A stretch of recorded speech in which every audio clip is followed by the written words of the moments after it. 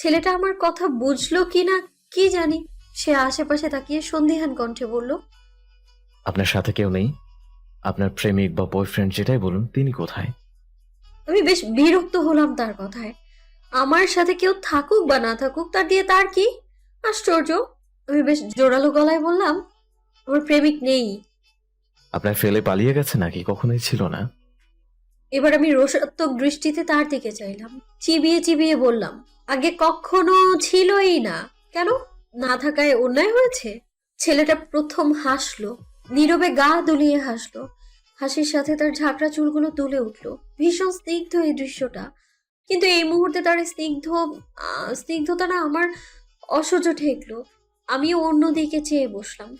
আমার থেকে বেশ দূরত্ব রেখে সে স্টেশনে বেঞ্চে বসলো। ব্যাগ থেকে পানির বোতল বের করে আমার দিকে এগিয়ে দিয়ে বলল, একটু পানি খেয়ে নিন, আপনার ভালো লাগবে। ছেলেটা যে কথা পুরোপুরি এড়িয়ে যাওয়ার চেষ্টা করছে বুঝলাম আমি। আমি নিলাম না তার দেয়া বোতল। এভাবে অচেনা কারো দেয়া কিছু খেয়ে নিজের সর্বস্ব হারাতে চাই না আমি। আজকাল কত গ্যাং বেরিয়েছে যারা ছলে বলে মানুষকে অজ্ঞান করে সর্বস্ব ছিনিয়ে নেয়। যদিও আমার কাছে তেমন কিছু নেই, কেবল পার্সে হাজার খানেক টাকা আর মোবাইল ছাড়া আর কিছুই নেই। তবুও সেই রিস্ক আমি নিতে চাইলাম না। দেখলাম ছেলেটা উঠে স্টেশনের চায়ের দোকানে গেল। এক কাপ চা খেলো সময় নিয়ে। তার চা খাওয়ার ধরনটাও বেশ সুন্দর। প্রতি চুমুকের পর সে চোখ বুজে তা উপভোগ করে। বিল পে করার সময় এক বোতল পানি কিনে ফিরে আসলো সে। আমার সামনে এসে দাঁড়িয়ে ভারী গলায় বলল, এটা দোকান থেকে এনেছি, দেখেছেন নিশ্চয়। আমি মোটেও কোনো অজ্ঞান দলের সদস্য নই। আপনার সিক লাগছে তাই সাহায্য করতে চাইছি। যতদূর জানি আমার পাশের সিটটা আপনার। গাড়ি চলতে শুরু করার পর অসুস্থ হয়ে পড়লে আমার যাত্রাপথটা আপনার সেবা করতে করতে কেটে যাবে। সেটা চাচ্ছি না বলে এখন আগ বাড়িয়ে সাহায্য করলাম। বোতলটা আমার পাশে রেখে চলে যেতে নিয়ে আবারও দাঁড়িয়ে পড়লো সে। পেছন ফিরে বলল, পানিটা খেয়ে নিবেন, আমায় ধন্যবাদ দিতে হবে না। অসুস্থ মেয়ে লোকের ধন্যবাদ আমি পছন্দ করি না। আমি বাকরুদ্ধ হয়ে তাকিয়ে রইলাম। অনুভব করলাম আমার শরীরে হুড়হুড় করে জ্বর বাড়ছে। কথা বলতেই ইচ্ছে হচ্ছে না। সকালে না খেয়ে বেরিয়ে পড়েছি। বাড়িতে নিশ্চয়ই এতক্ষণে আমার খোঁজ পড়ে গেছে। তালুকদার বাড়ির মেয়ে বিয়ে থেকে পালিয়েছে, এই সংবাদ যখন মহল্লায় ছড়িয়ে পড়বে তখন কেমন রিয়েক্ট করবে বাবা। এটা ভেবে চিন্তাগ্রস্ত হলাম আমি। বিয়ে শাদী নিয়ে আগ্রহ আমার কোনো কালেই ছিল না। একাকী জীবনের ঝামেলা ঝঞ্ঝাটের শেষ নেই, সেখানে বিয়ে করে আরো ঝামেলা বহন করার মতো সাধ্য তো আমার নেই। আমাদের বাড়িতে পুরনো এক নিয়ম আছে। আমাদের বিশাল জনসংখ্যার বাড়িটিতে কখনো আয়োজন করে বিয়ে হয় না। 2 মাস বসে পাত্র দেখা, তারপর পছন্দ হলে বিয়ে। এই নিয়মের বাইরে ছিলেন আমার দাদু। তার মতে এই অপ্রয়োজনীয় জিনিসে সময় নষ্ট না করে জীবন জীবনের মতো চলুক। কখনো চোখের সুপাত্র বা পাত্রী পেলে চুপ করে বিয়ে দেওয়া যাবে। দাদু বেঁচে নেই, তিনি গত হয়েছেন বছর 6 হয়েছে। তবে তার রেখে যাওয়ার রীতি এখনো চলছে। আমার বিয়েটা বাবা হঠাৎ করে 3 দিন আগে ঠিক করেছেন। পাত্র সম্পর্কে তার এক বন্ধুর ছেলে, অতীব গুণ সম্পন্ন। পাত্রকে দেখতেই তার মেয়ের জামাই হিসেবে পছন্দ হয়ে গেল। এমন যোগ্য পাত্র হাতছাড়া করার কথা তিনি একবারও ভাবতে পারলেন না। বাড়িতে এসে সবাইকে ডেকে জানালেন আমার বিয়ের কথা। আমি তো রীতিমতো বাবার কথার উপর কথা বলার নিষেধাজ্ঞা থাকায় কিছু বলতেও পারলাম না। সেদিনই ঠিক করে নিয়েছি পালাবো আমি। আমার এই প্ল্যানে সাহায্য করলেন আমার একমাত্র মামা। তবে তিনিও এখন গা ঢাকা দিয়েছেন। মাস দুয়েকের মাঝে তার কোনো খোঁজ পাওয়া যাবে না। হয়তো পাহাড় কিংবা সমুদ্রে ঘুরে বেড়াবে সে। বাড়িতে আমাকে খুঁজে না পেলেই সন্দেহের তীর মামার দিকে ছুটবে। বাবা হয়তো মামার সেই 10 বছর আগের ছবি দিয়ে পোস্টার ছাপিয়ে এলাকায় লাগিয়ে দেবেন এগুলো। সামান্য পরিমাণ প্রাইজ মানির কথাও উল্লেখ থাকবে তাতে। বাবা এটা জেনে বুঝেই করেন। টাকার লোভ সব থেকে বড় লোভ। কেউ না কেউ টাকার লোভে ঠিক তাকে বাড়ির মানুষ রূপী গাধাটাকে খুঁজে বের করবে বলে বিশ্বাস তার। এবার আসি আমার কথায়। আমি আদ্রিতা আঞ্জুম, অনার্স 2য় বর্ষের ছাত্রী। আমি মূলত ঈদের ছুটিতেই বাড়ি এসেছি। রাজশাহীতে থেকে পড়াশোনা করি আমি। বাবা মায়ের তৃতীয় সন্তান। আমার থেকে বড় দুজন ভাই আছে, বড় ভাই আদিব আর মেজো ভাইয়া আকিব। বড় ভাই বিবাহিত। মেজো ভাইয়া বিয়ে থেকে পালাতে বিদেশে আশ্রয় নিয়েছেন। মেজো ভাইয়ার পর আমিও একমাত্র সাহসী ব্যক্তি যিনি বিয়ে থেকে পালিয়েছি। পালিয়ে মামার সাথে ছোটখাটো ট্যুরে যেতে চাইলেও সে চিন্তা আপাতত বাদ দিয়েছি আমি। আমার উদ্দেশ্য এখন রাজশাহী। হোস্টেলে ওঠার চিন্তা আপাতত করছি না আমি। আমাকে খোঁজার জন্য বাবা সর্বপ্রথম আমার হোস্টেলে হানা দিবেন, সে কথা আমার জানা আছে। বর্তমানে আমার যাওয়ার জন্য সেফ জায়গা হচ্ছে রিক্তা আন্টির বাসা। বাবা কখনোই সেখানে আমায় খুঁজতে যাবেন না। এর পেছনে বিশাল এক রহস্য রয়েছে। রিক্তান্তির সাথে কোনো এক কালে বাবার প্রণয়ের সম্পর্ক ছিল, তবে সাহসের অভাবে বাবা দাদুকে তার সেই পছন্দের কথা জানাতেই পারলেন না। বাবার বিয়ে হয়ে গেল আমার মায়ের সাথে। রিক্তা আন্টি সেই কথা জানতে পেরে সোজা আমার দাদুর সাথে দেখা করলেন। দাদুর সামনেই বাবার গালে কষে থাপ্পড় মেরেছিলেন। এর এক সপ্তাহখানেক বাদেই নাকি রিক্তা আন্টিরও বিয়ে হয়ে যায়। এই সবটা আমি মায়ের কাছ থেকে শুনেছি। কিন্তু কোনো এক কারণে আন্টি আমায় ভীষণ পছন্দ করেন। এখন ভাবছেন আমার সাথে রিক্তা আন্টির পরিচয় হলো কিভাবে, তাই তো? আসলে রিক্তা আন্টি আমার বাবার চাচাতো বোন, সে সূত্রেই আমাদের পরিচয়। আমি এখন আন্টির বাসাতেই যাচ্ছি। আন্টির বাসার ঠিকানা মামা ম্যানেজ করে দিয়েছে আমায়। আন্টি আমায় দেখে কেমন রিয়াকশন দিবে তা ঠিক জানা নেই আমার। এটাও জানা নেই তার বাড়িতে থাকার পারমিশন পাবো কি না। তবে আমি আশাবাদী, 1 সপ্তাহ তার বাড়িতে থাকতে পারলেই বাকিটা ম্যানেজ করে নিতে পারবো। বাস এসে পড়েছে। ঝাঁকড়া চুলওয়ালাকে কোথাও দেখতে পেলাম না। আশেপাশে উঁকি দিয়ে তাকে খোঁজার চেষ্টা করলাম, দেখলাম কিছুটা দূরে দাঁড়িয়ে স্মোক করছেন তিনি। নাক কুঁচকে নিলাম। দেখতে ভদ্র হলেও স্বভাব মোটেও ভদ্র না দেখছি আমি। দুর্বল শরীরে উঠে দাঁড়ালাম আমি। পাশ থেকে জামা কাপড়ের ব্যাগটা তুলে সোজা বাসে উঠে পড়লাম। আমার সিট নাম্বার 16, জানালার পাশের সিটটা 15 নাম্বার। এটা নিশ্চয়ই ঝাঁকড়া চুলওয়ালার। আমি জানালার পাশেই বসলাম। যতটুকু মনে হচ্ছে এই সিট নিয়ে তিনি খুব একটা ঝামেলা করবেন না। তিনি উঠলেন সবার শেষে, বিনা বাক্যে এসে পাশের সিটে বসলেন। সিট বদলানোর ব্যাপারে কোনো কথাও বললেন না। আমার একটু অস্বস্তি হলো। যতই হোক, তার সিট এভাবে দখল করার জন্য একটা সরি অন্তত বলা উচিত। বাস ততক্ষণ ছেড়ে দিয়েছে। আমি বেশ সময় নিয়ে বললাম, আপনি কি সিটের জন্য রাগ করেছেন? আসলে আমি জানালার বাইরে না তাকিয়ে বাস জার্নি করতে পারি না, মাথা ঝিমঝিম ধরে যায়, বমি হয়। আপনাকে অসুবিধায় ফেলতে চাই না আমি, এই জন্যই আপনার পারমিশন ছাড়াই এখানে বসেছি। কোনো উত্তর এলো না। এবার আমি ঘাড় ঘুরিয়ে তার দিকে তাকালাম। সিটে হেলান দিয়ে চোখ বন্ধ করে রেখেছেন তিনি। কানে হেডফোন। ঘুমিয়ে পড়েছে নাকি? মেজাজটাই খারাপ হয়ে গেল আমার। কতগুলো কথা অযথাই ব্যয় করলাম আমি। তার প্রতি হওয়া সামান্য অপরাধ বোধটাও মুহূর্তেই ধূলিসাৎ হয়ে গেল। ঠিক করলাম, একে আর সরি বলে লাভ নেই, যা হওয়ার হয়ে গেছে। কিন্তু তখনই তিনি বললেন, আপনি খুব অধৈর্য নারী। নারীদের ধৈর্য হবে আকাশ সমান, কিন্তু আপনার ভেতর ছিটে ফোটাও নাই, এটা দুঃখজনক। অতীব সত্যি এই এক কথাখানার জবাব আমি দিতে পারলাম না। বাসের জানালা থেকে বাইরে তাকিয়ে রইলাম নিশ্চুপ ভাবে। তিনিও আমাকে আর ঘাটালেন না। একইভাবে চোখ বন্ধ করে বসে রইলেন। আমার ফোনে কল এলো। মামা কল করেছে। কল ধরতেই মামার হাস্যোজ্জ্বল কণ্ঠস্বর কানে এলো। কিরে বাচ্চা, কদ্দূর? আমি ঠোঁট উল্টে জবাব দিলাম, মাত্র 20 মিনিট হলো গাড়ি ছেড়েছে, এখনো বেশ দেরি। তুমি কোথায় আছো?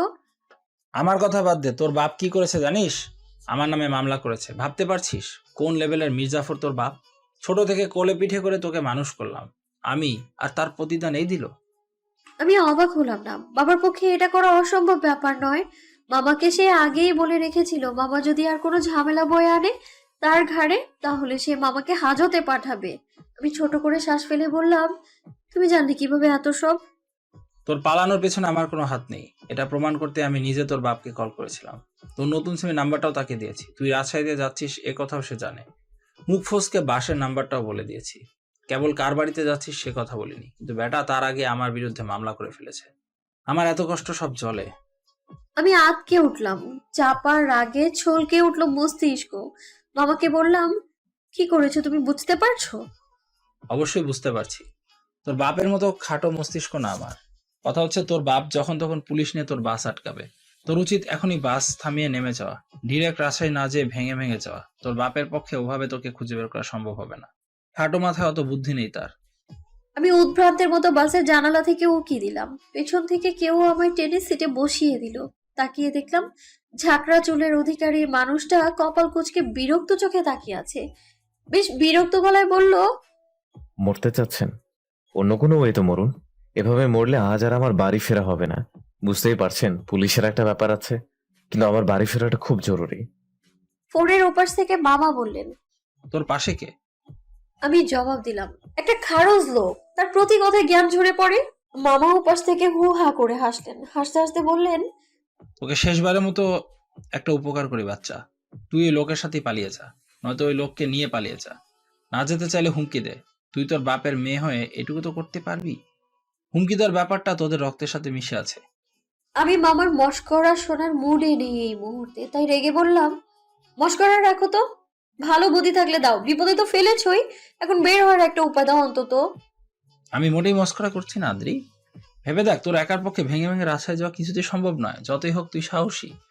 যেতে রাত হবে, রাতের বেলা একা একটা মেয়ে জার্নি করা মোটেও সহজ কোনো লক্ষণ না। লোকটার কাছে সাহায্য চা। দেখতে সুন্দর হলে প্রেমেও পড়তে পারিস, কোনো বাধা নেই। মামার পুরোপুরি কথা না মানতে চাইলেও বুঝলাম এটা সত্যি আমার জন্য রাতে একা জার্নি করাটা সুবিধার হবে না, কিন্তু পাশের মানুষটা কি আদৌ হেল্প করবে? এই মুহূর্তে বাস থেকে নেমে না গেলে বাবার হাতে ধরা খাওয়ার সম্ভাবনা প্রায় 70 ভাগ, বাকি 30 ভাগ সম্ভাবনা রয়েছে পুলিশের হাতে থানায় যাওয়ার।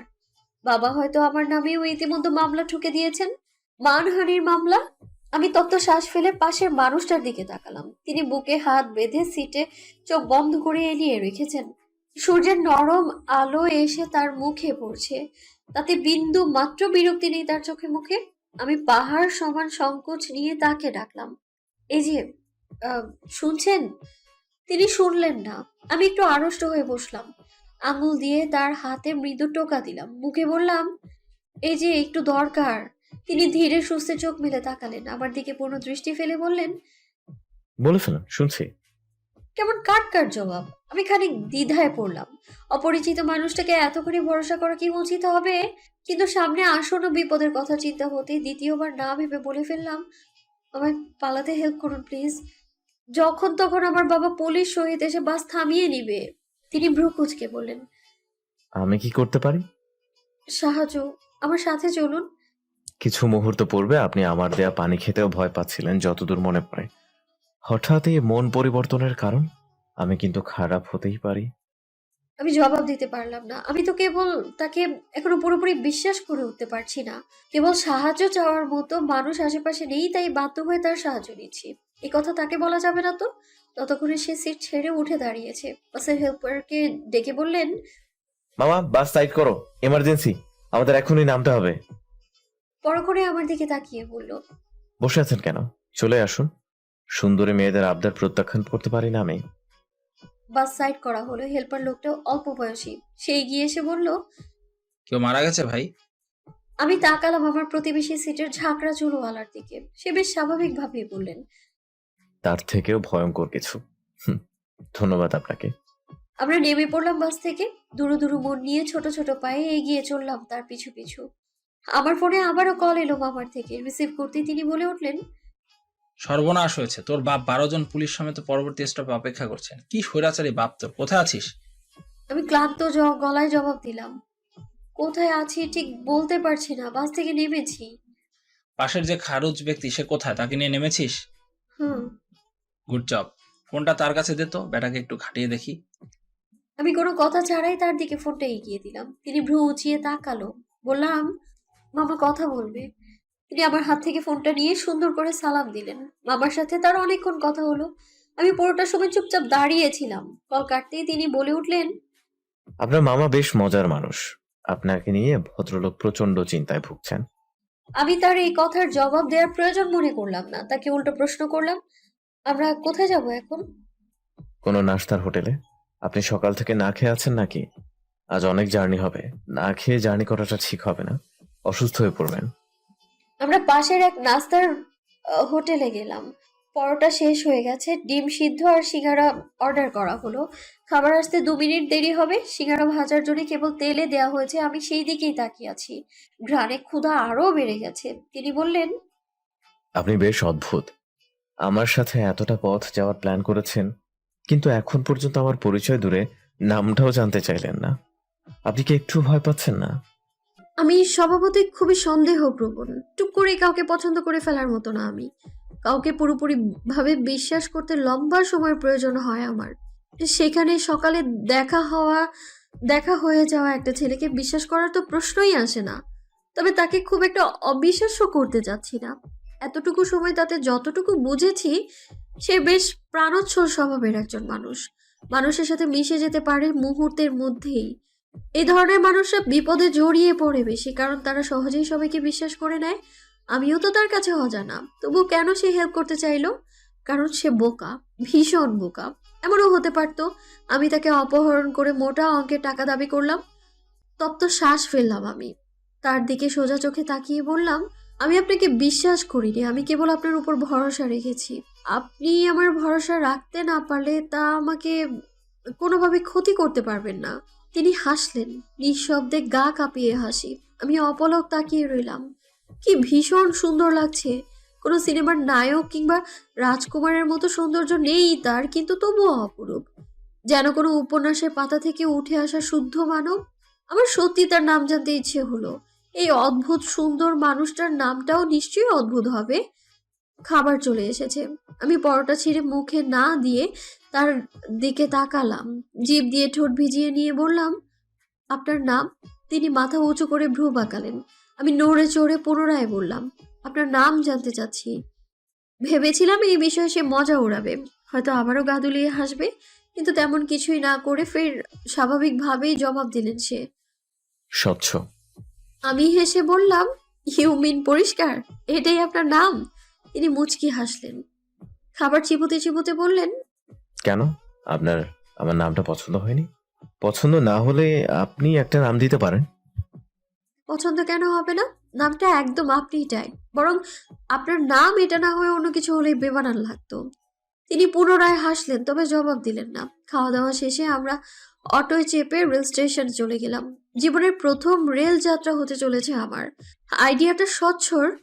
রেল মাঝ রাস্তায় থামিয়ে দেওয়ার ক্ষমতা আমার বাবার নেই, তাই এটা আপাতত সেফ বলা চলে। স্বচ্ছ পুরো একটা কেবিন বুক করতে চাইলেন, কিন্তু আমি বাধা দিলাম। অপরিচিত একটা ছেলের সাথে কেবিনে একা যাওয়াটা আপাতত দৃষ্টিতে খারাপ বলেই মনে হলো আমার। নর্মাল দুটো টিকিট কাটা হলো। রাজশাহীতে পৌঁছতে প্রায় 6 ঘন্টার মতো লাগবে। দীর্ঘ জার্নি। ছোটবেলায় ট্রেন কবিতায় পড়েছিলাম, ট্রেন ঝকঝকাঝক শব্দে চলে। আজ তার নিজ থেকে উপলব্ধি করলাম, কি ভীষণ শব্দ, মাথা ধরে আসে। তবুও ভালো লাগছে। ট্রেনের জানালা থেকে পুরো আকাশটা দেখা যাচ্ছে। নীলচে আকাশে গাংচিল উড়ে বেড়াচ্ছে।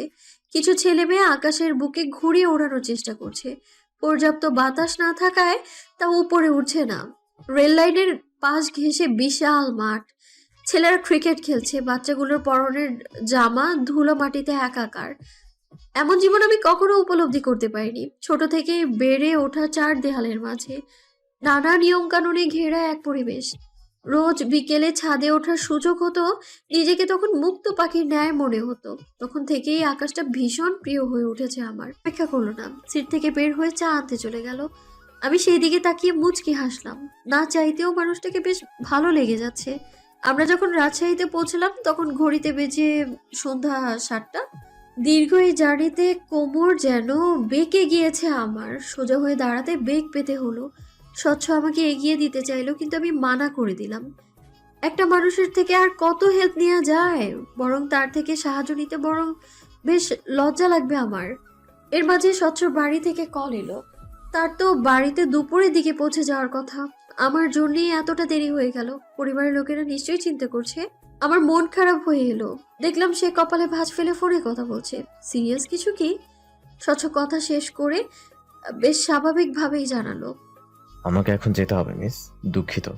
আপনার হয়তো বাকিটা একাকেই ম্যানেজ করতে হবে। সাবধানে থাকবেন। আমার হয়তো মন খারাপ হলো সামান্য, কিন্তু তাতে পাত্তা দিলাম না। হেসে বললাম, আপনাকে ধন্যবাদ, বাকিটা আমি একাই যেতে পারবো, আপনি যেতে পারেন। স্বচ্ছ চলে গেল। আমি ঠায় দাঁড়িয়ে রইলাম। আন্টির বাসা তো আমি চিনি না। রাজশাহীতে আমি পড়াশোনার জন্য থাকলেও হল থেকে বেরিয়ে কখনো কোথাও ঘুরতে যাওয়া হয়নি আমার। কাজেই এই শহরে কিছুই আমার চেনা না। আমি আরো কিছুক্ষণ দাঁড়িয়ে রইলাম। খানিক ভাবনা চিন্তা করে অটো ঠিক করলাম। মামা আমাকে যে ঠিকানাটা দিয়েছিল সেটা মনে পড়তেই নিজেকে হালকা লাগলো। রক্ষণশীল পরিবারের মেয়ে হওয়ায় একা একা যাতায়াত করার সৌভাগ্য হয়নি কখনো আমার। আজ এতটা পথ পরিবারকে না জানিয়ে এসে এখন খানিকটা ভীতি অনুভব করলাম। একা চলাটা কতটা কঠিন আমার জন্য ভাবতেই বুক শুকিয়ে আসছে আমার। অটো ভাড়া নিল 200 টাকা। এতটুকু পথে এতটা ভাড়া! যে বিল্ডিং এর সামনে অটো থেমেছে তা মূলত 5 তলা বিশিষ্ট। এর 3য় তলায় আন্টি থাকেন, এমনটাই জানিয়েছে মামা। মামার সংবাদ কখনো ভুল হয় না। সত্যিই ভুল হলো না।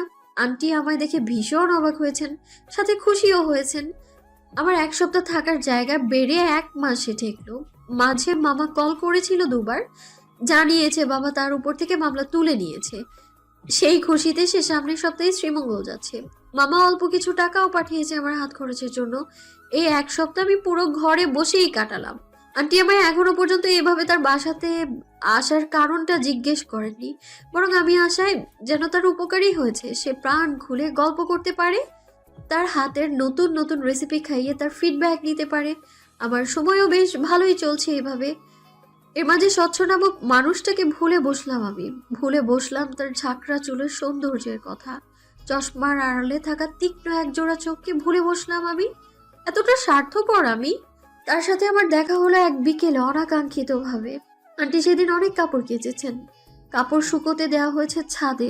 আন্টির হাঁটুতে সমস্যা রয়েছে, খুব বেশি সিঁড়ি বেয়ে উপরে ওঠানামা করতে পারেন না তিনি।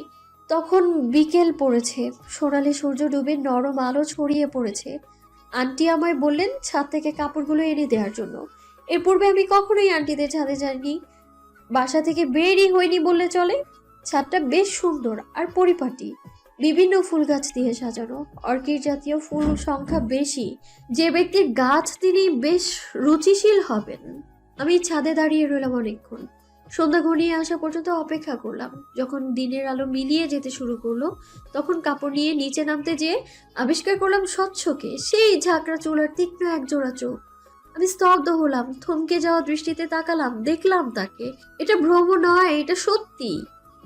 প্রেমে পড়া বারণ, এই উক্তিটি সেই ছোট থেকে শুনে আসছি। আমার বংশের কেউ আজ অব্দি প্রেম নামক শব্দের সাথে পরিচিত হতে পারেনি।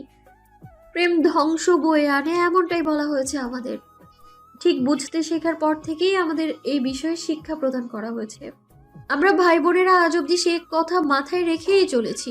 ভুলবশত কখনো কারোর প্রতি আকৃষ্ট হতে দেইনি নিজেদেরকে। এত বছরের সাধনা কি তবে বৃথা হতে গেল? বাদামি বর্ণের এই অগোছালো মানুষটাই তবে দৃষ্টি কেন থমকালো? কেন বুকের ভেতরটা তাকে দেখতে আনন্দজাল বুনতে লাগলো? এর উত্তর নেই আমার কাছে। এই অনুভূতি পুরোটাই নতুন, একটু অদ্ভুত, একটু মিষ্টি। মাথার উপরের আকাশটা ক্রমশ মলিন হতে লাগলো, ঝাঁকে ঝাঁকে পাখি উড়ে যাচ্ছে। বাড়ি ফেরার তাড়া খুব, তবে আমার মাঝে তেমন কোনো তাড়া নেই। আমি বেশ দাঁড়িয়ে আছি একই স্থানে। এতক্ষণ স্বচ্ছ ছাদের গেটের পাশের দেয়ালে হেলান দিয়ে দাঁড়িয়েছিল, এখন সে সোজা হয়ে হেঁটে আমার সামনে দাঁড়ালো, মুচকি হেসে বলল, পৃথিবী এতটা ছোট তা তো আশা করিনি। আবারও দেখা হয়ে গেল। আমি আমার বিস্ময় ভাব ধরে রাখতে পারলাম না, তাকে প্রশ্ন করে বসলাম, আপনি এখানে কিভাবে? যতদূর জানি এই বাড়িটা আমার বাবার। আমি যেহেতু নিজের বাড়ি এখনো তৈরি করতে পারিনি, তাই এখানেই আশ্রয় নিয়েছি। আপনার ব্যাপার কি, এখানে কেন? তার জবাবে হাসলাম আমি। তিনি যদি সহজভাবে বলতেন এটা তাদের বাড়ি, তাহলে বিষয়টা মোটেই এতটা প্রাণোচ্ছল হতো না। আমিও আশ্রয় নিয়েছি তৃতীয় তলায়, ডান পাশের ফ্ল্যাটে। স্বভাবসুলভ হাসলো স্বচ্ছ। সন্ধ্যার মৃদু আলোতেও আমি লক্ষ্য করলাম তার সেই গা কাঁপানো হাসি। আমি অভিভূত হলাম। পলক না ফেলেই অস্ফুট স্বরে বলে উঠলাম, আপনার হাসি সুন্দর, ভীষণ সুন্দর, আপনার নামের মতোই স্বচ্ছ। স্বচ্ছ চমকালো না, তার হাসির প্রশংসা করায় খুব একটা খুশি হলো তেমনটাও না। স্বচ্ছ কপাল কুঁচকে বলল, তাই নাকি? আমার মনে হতো আমি হয়তো রাক্ষসপুরী রাক্ষসদের মতো হাসি, ভয়ঙ্কর হাসি। ছোট বাচ্চাদের সামনে আমি হেসে ফেললে তারা চিৎকার করে কাঁদতেই শুরু করে। আমার এই ভয়ঙ্কর হাসিতে সৌন্দর্য খুঁজে বের করা মেয়েটার চোখ জোড়া নিশ্চয়ই ভীষণ সুন্দর। আপনার চোখ জোড়া একটু কাছ থেকে দেখতে পারি? আপনার সুন্দর চোখ জোড়া দেখার লোভ খুব ইচ্ছে হচ্ছে। স্বচ্ছ হঠাৎ করেই আমার খুব নিকটে এসে দাঁড়ালো। আমি চমকে গিয়ে পেছনে গেলাম এক পা। হাত থেকে দু চারটা কাপড় পরেও গেল। লক্ষ্য করলাম চশমার আড়ালে থাকা চোখ দুটো কুঁচকে এসেছে। স্বচ্ছ নিভু গলায় বলল, পেছালেন কেন? অন্ধকারে দেখা যায় না। সে আবারও এক পা এগোলে আমি পুনরায় পেছাতে গেলে সে বলে ওঠে, নড়বেন না, 1 মিনিট সময় দিন। আমি সত্যিই নড়লাম না, ঠায় দাঁড়িয়ে রইলাম। 1 মিনিট পার হলেও নড়বার বিন্দু মাত্র শক্তি পেলাম না আমার মাঝে।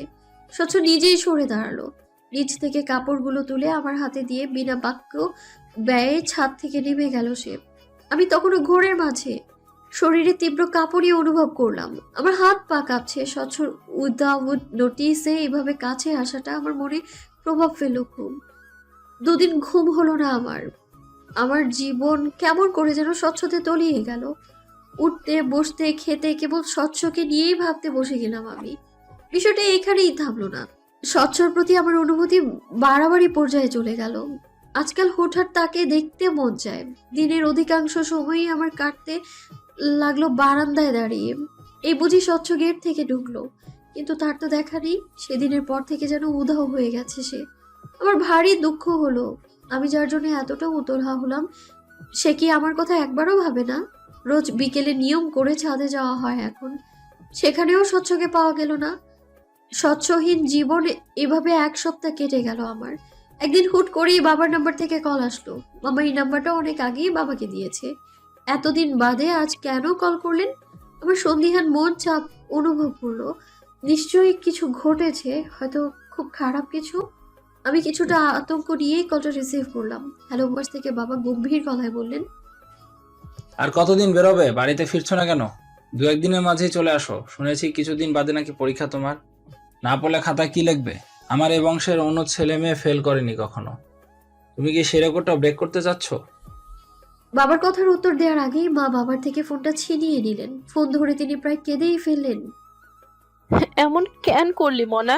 তুই বিয়ে করবি না এই কথা আমায় একবার বলতি। মা কি মরে গেছি? আমি বেঁচে থাকতে তোকে কেন এভাবে পালিয়ে থাকতে হবে শুনি? এত নিষ্ঠুর ভাবিস তুই আমায়? আমার চোখ পানিতে ভরে উঠেছে। অপরাধ বোধে মনটা হু হু করে কেঁদে উঠছে। সত্যিই তো, আমি তাদের কাউকেই আমার মতামত জানাইনি। একবার অন্তত আমার জানানো উচিত ছিল। মা এখনো কাঁদছেন। আমি জবাব দেওয়ার মতো কিচ্ছু পাচ্ছি না। নিজেকে পৃথিবীর নিষ্ঠুরতম মানুষ বলে মনে হচ্ছে আমার। তখনই বড় ভাইয়ার গলা শুনলাম। ভাইয়া পাশ থেকে চিৎকার করে বলছে,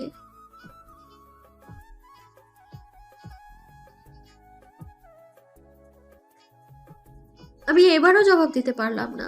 ডুকরে কেঁদে উঠলাম। আমার কান্না হয়তো মা শুনলেন। সে নিজে কাঁদতে কাঁদতে আমার সান্ত্বনা দেওয়ার সুরে বললেন, কাঁদে না মোনা, আমি তোর বিকাশে টাকা পাঠানোর ব্যবস্থা করছি। কালই চলে আয় না। তোর জন্য পাবদা মাছ আনিয়েছি। তোর ছোট্ট চাচু বাজার থেকে টাটকা মাছ খুঁজে এনেছে। বাবা মায়ের হাত থেকে ফোনটা নিয়ে নিলেন আর ধমক দিয়ে বললেন, কি শুরু করলে? এমন মরা কান্না শুরু করেছো কেন? আমি এখনো মরিনি। আর হ্যাঁ, তুমি আদ্রিতা, বাড়ি ফেরার জন্য প্রস্তুত হও। এতদিন মানুষের বাসায় থাকাটা ভালো দেখায় না। এখন রাখছি। ফোনটা কেটে গেল। আমি সেদিন পুরো রাত কাঁদলাম। আন্টি এসে খেতে ডেকে গেল, আমি গেলাম না। পরক্ষণে আন্টি ভাত নিয়ে রুমে আসলেন। জোর করে খাইয়ে দিলেন আমায়। এতেও আমার দুঃখ হলো খুব। আমি আন্টিকে জড়িয়ে ধরে কেঁদে ফেললাম। তোমায় খুব মিস করবো আন্টি। এত কেন ভালোবাসলে তুমি আমায়? এখন তোমায় ছাড়া যেতেও আমার কষ্ট হবে খুব। আন্টি হাসলেন। যত্ন করে তার শাড়ির আঁচলে মুখটা মুছে দিলেন, চোখ মুছে দিলেন আমার। কাঁদে না পাগল মেয়ে, তোমার লেখাপড়া তো এখানেই। যখন ইচ্ছা তখনই চাইলেই চলে আসবে। আমার কান্না থামলো। সত্যিই তো তাই। পরদিন সকালে আমার যাওয়া হলো না। আন্টিই যেতে দিলেন না। সেদিন আন্টির বিবাহ বার্ষিকী ছিল। আন্টি ভালো মন্দ রান্না করলেন। সব ফ্ল্যাটে খাবার দেওয়া হলো। বাড়িওয়ালার বাড়িতে খাবার পাঠাতে দেওয়া হলো আমাকে। আমি সাথে সাথেই রাজি হয়ে গেলাম। বাড়িওয়ালার ফ্ল্যাট দ্বিতীয় তলায়। দ্বিতীয় তলায় একটাই ফ্ল্যাট। পুরো ফ্লোরটাই তাদের। কাঠের বিশাল দুপাটের দরজা। আমি বেল দিলাম। আগ্রহ ভরা দৃষ্টিতে চেয়ে রইলাম দরজার দিকে। তখনই দরজাটা খুলে উকে দিল কাঙ্ক্ষিত পুরুষটি। কতদিন বাদে দেখলাম তাকে। হৃৎপিণ্ডটা সেকেন্ডের জন্য হলেও থমকালো আমার। তার মাঝে তেমন কোনো লক্ষণ দেখা গেল না। সে তার স্বভাব মতোই হাসলো, বলল, আকাশ থেকে নেমে আসা অপসরী আমার ফ্ল্যাটের সামনে হাজির হলো কোন উদ্দেশ্যে? কিছু সময় সামনে দাঁড়িয়ে থাকা মানুষটাকে হাজারো বুঝতে চেষ্টা করলেও কেন যেন বোঝা হয়ে ওঠে না। আমিও তেমনি স্বচ্ছকে বুঝতে পারি না। তার ওই গাঢ় চোখের চাহনির পেছনের গোপনতা ধরতে পারি না আমি।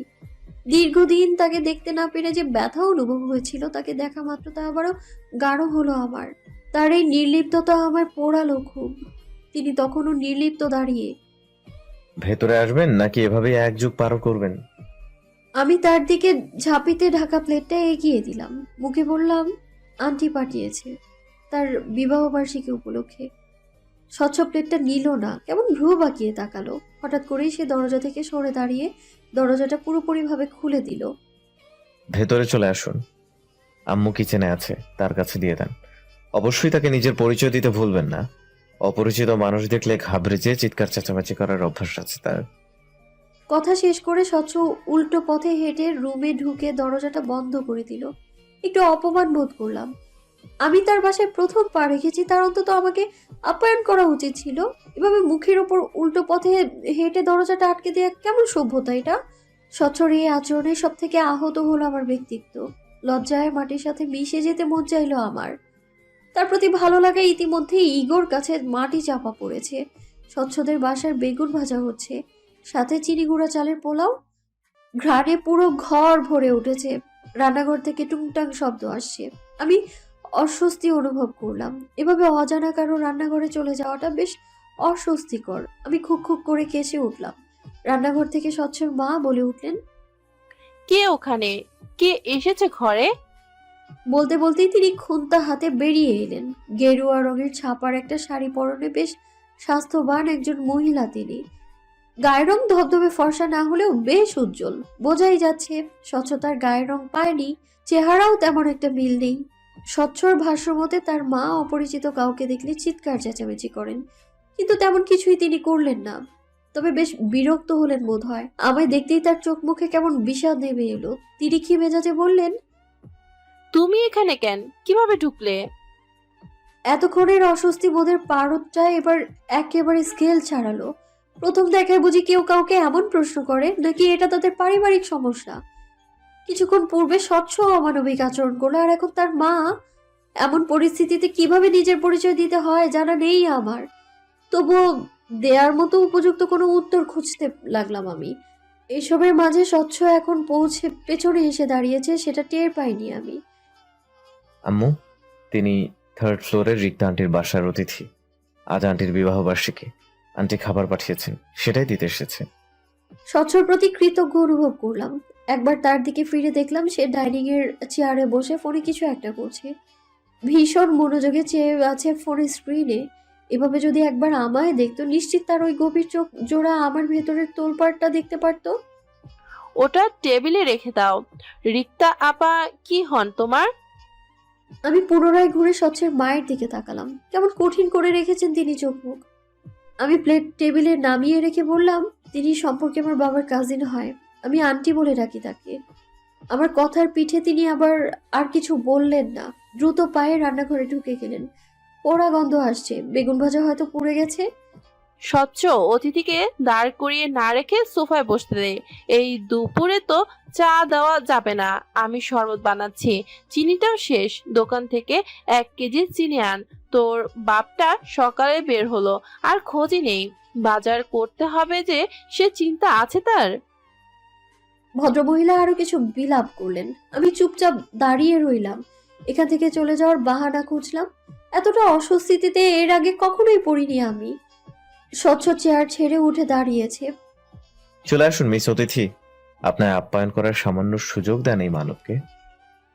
বলেই তিনি হেসে হাতের ইশারা করলেন বসার ঘরের দিকে। আমি কথা না বলে তাকে অনুসরণ করলাম। আমায় বসার ঘরের সোফায় রাগ করবেন না অতিথি, দোকানপাট প্রায় সব বন্ধ এই সময়, তাই দেরি হলো। দেখলাম স্বচ্ছ বেশ ঘেমে গেছে। মেরুন রঙের টি শার্টটার পিঠের দিকটায় ভিজে গায়ের সাথে লেগে আছে। মুখেও বিন্দু বিন্দু ঘাম। সে আমার থেকে কিছুটা দূরত্ব রেখে বসলো। চোখ থেকে চশমাটা খুলে টিস্যু দিয়ে মুখটা মুছলো। এই প্রথম আমি তার চোখ জোড়া চশমাবিহীন দেখলাম। বাদামি রঙের চোখ জোড়া কি ভীষণ সুন্দর, ভয়ঙ্কর সুন্দর। স্বচ্ছ পুনরায় চশমা পরতে নিলে আমি ব্যস্ত গলায় বললাম, পরবে না, এভাবেই থাকুন। আপনার চোখ জোড়া সুন্দর। চশমাহীন চোখে স্বচ্ছ আমার দিকে গভীর চোখে তাকালো। আমি বোধহয় বেহায়া হলাম। লজ্জা ভুলে গিয়ে চেয়ে রইলাম তার দিকে। স্বচ্ছ বেশ গভীর গলায় বলল, এভাবে চেয়ে থাকলে প্রেমে পড়ে যাবেন। আমার প্রেম ভয়ঙ্কর, সেখান থেকে নিস্তার নেই। কিন্তু পরে বলবেন না যে আমি আপনাকে সাবধান করিনি। কি হলো আমার কি জানি, তবে সেই মুহূর্তে আমার মনে হয়েছিল আমি এখানে আর বেশিক্ষণ থাকলে কিছু অনুচিত ঘটনা ঘটবে। সেই অনুচিত ঘটতে যাওয়া ঘটনাকে থামাতে আমি ছুটে পালালাম। এক ছুটে 3য় তলায় এসে রুমে ঢুকে দরজাটা খিলাটলাম। আন্টি ততক্ষণ রান্নাঘরে তখনও। আমার দরজা লাগানোর শব্দ পেয়ে রান্নাঘর থেকে গলা উঁচিয়ে বললেন, কি হলো রে?